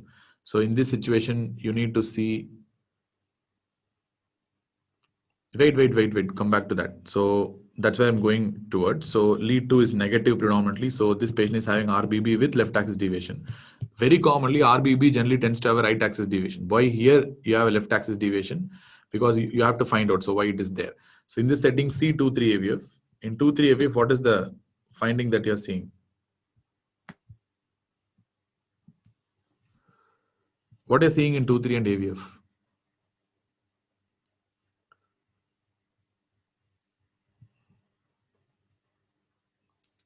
You're seeing an RS complex in 2-3 AVF. And of course, you're seeing a QR complex. I mean, you have a S wave also here. But why I'm not showing that S wave is because you'll be confused. This S wave is actually a manifestation of the right bundle branch block. Leave that. So that's why I'm not showing that, because the patient is also having right bundle branch block. You're having this kind of a S wave here. So that should not tell you that it's not LBB. So, I mean, this left axis deviation the patient is having is basically due to left anterior fascicular block. So because the patient is having RBB along with anterior fascicular block, this is supposed to be a bifascicular block. This is an example of a bifascicular block. That's all. So go to the next image.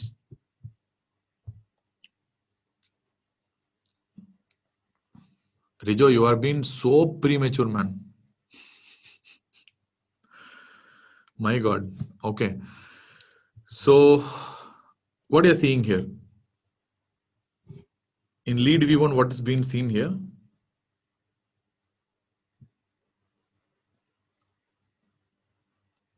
What is the pattern? That's a RBB or LBB? That's of course a right bundle branch block. There's no doubt about that. So you are seeing a right bundle branch block here. So which means it's a white QRS for sure. White QRS, and you're seeing a positive complex in V1 and RSR pattern typically, that is very likely to be an RBB. And what is the axis here?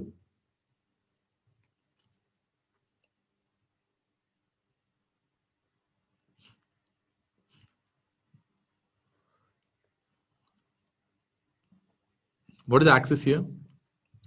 See the one. One is predominantly negative and AVF is positive. What is the axis here? I mean, if I zoom, you will not be able to see properly. So I cannot write if I zoom. So I can zoom actually. So you can see the AVF and you can see lead 1. So lead 1 is basically, like negative, and lead AVF is basically positive. So what is this? right axis deviation. This patient is having a right bundle branch block. Along with that, this patient is having a right axis deviation. So why they should have a right axis deviation? I mean, RBB can partly explain the right axis deviation, but more importantly, you have to look that this patient is having an RS complex. You can see the RS complex in lead 1 and lead AVL. And that is due to the additional left posterior fascicular block that the patient is having. So RBB along with LPFB in this patient is what we refer to as something called a bifascicular block. Patient is having a bifascicular block here.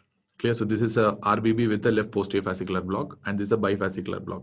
Basically, this patient is having an acute myocardial infarction. You should not miss that. Because we are seeing the blocks here, you should not miss that this patient is not having a myocardial infarction. This patient is basically having a myocardial infarction, basically due to RCA involvement. You can see that in 2, 3, and AVF, the patient is having elevation. I don't know how many of you are able to see that. I mean, I don't know whether you can see that or not. Can you see the elevation over here in 2, 3 AVF? Everyone?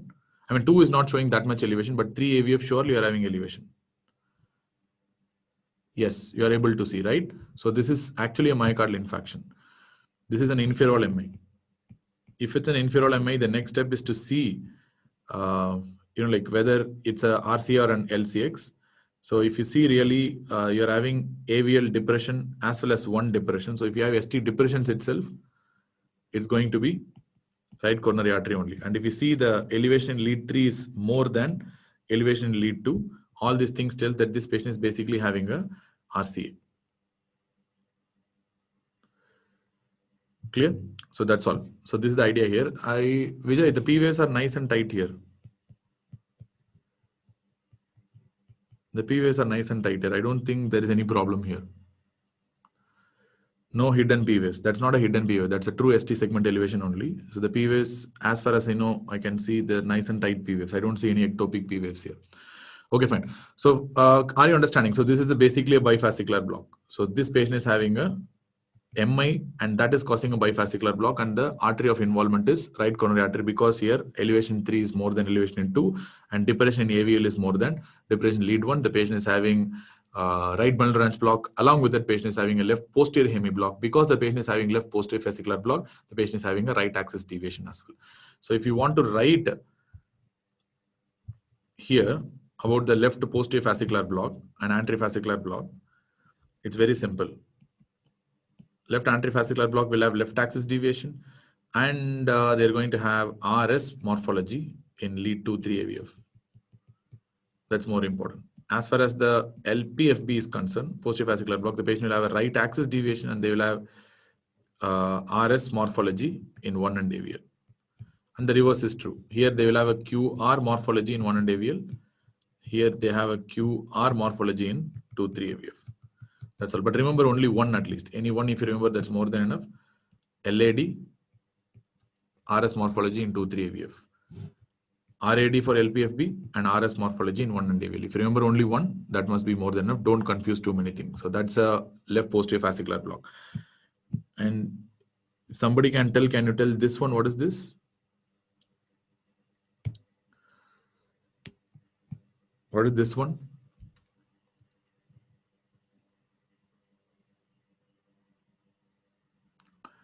Pacing, where it is paced. I don't think it's paced.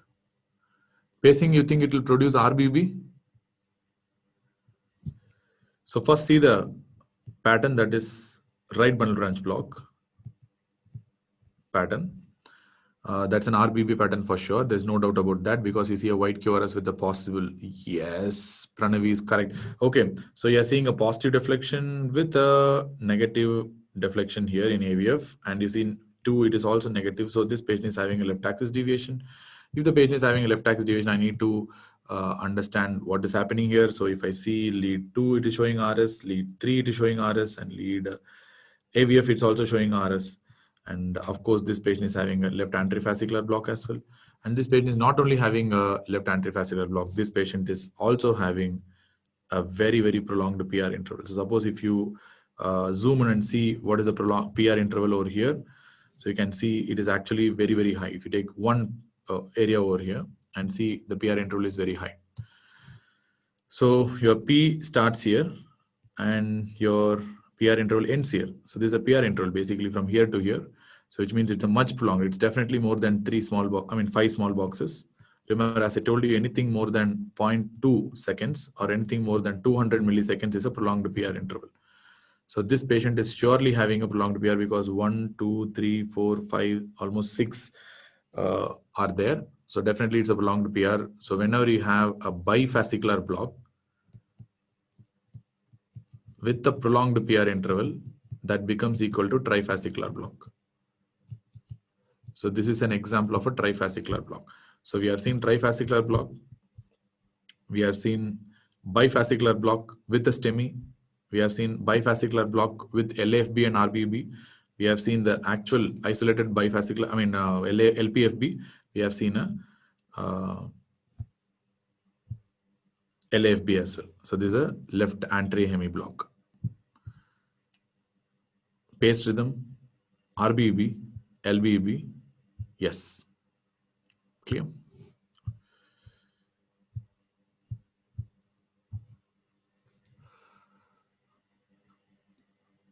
No. Trifascicular means, see, if there is LAFB plus LPFB, that's equal to left bundle branch block. That's different. So if both are blocked, then that's equal to left bundle branch block only. So how can you tell this separately? Telling separately is not correct. So technically speaking, LAFB and LPFB will result in a left bundle branch block. So that cannot happen. So that is not the case. So when you tell a bifascicular, trifascicular block, RBB will be there, plus any one fascicle will be involved. So if this is the case, then it's bifascicular block. Then along with that, you will have a prolonged PR interval. Combination becomes a trifascicular block. That's all. Do you understand whatever I told you till now? How to identify? Clear?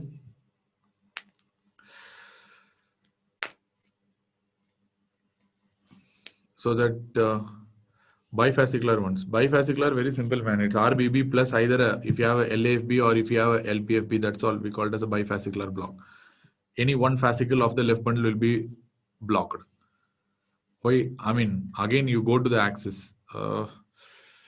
Why it is having right axis, why it is having left axis? That is because of the nature of the, cardiac axis that is located. Nature of the vector will be going in that direction. That is why they are having right axis and left axis. So, thing is, I have very short time, so I cannot really,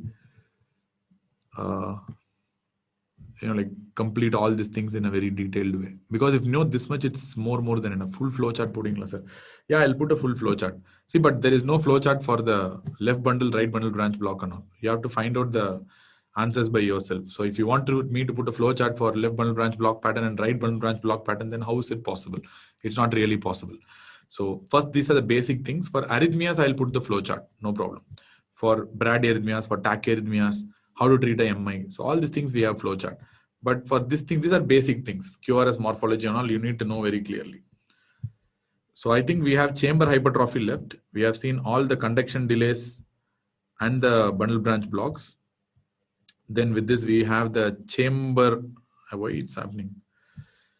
We have the chamber hypertrophy. We'll be discussing next. Okay, now you can go for a break. I'll come back and discuss on the chamber hypertrophies. Okay, bye-bye. So we'll discuss after the break. I think you can come by 6:45 or maybe around 6:50. So we'll 6:45, 6:50. Thank you. Good night. See you. Bye-bye.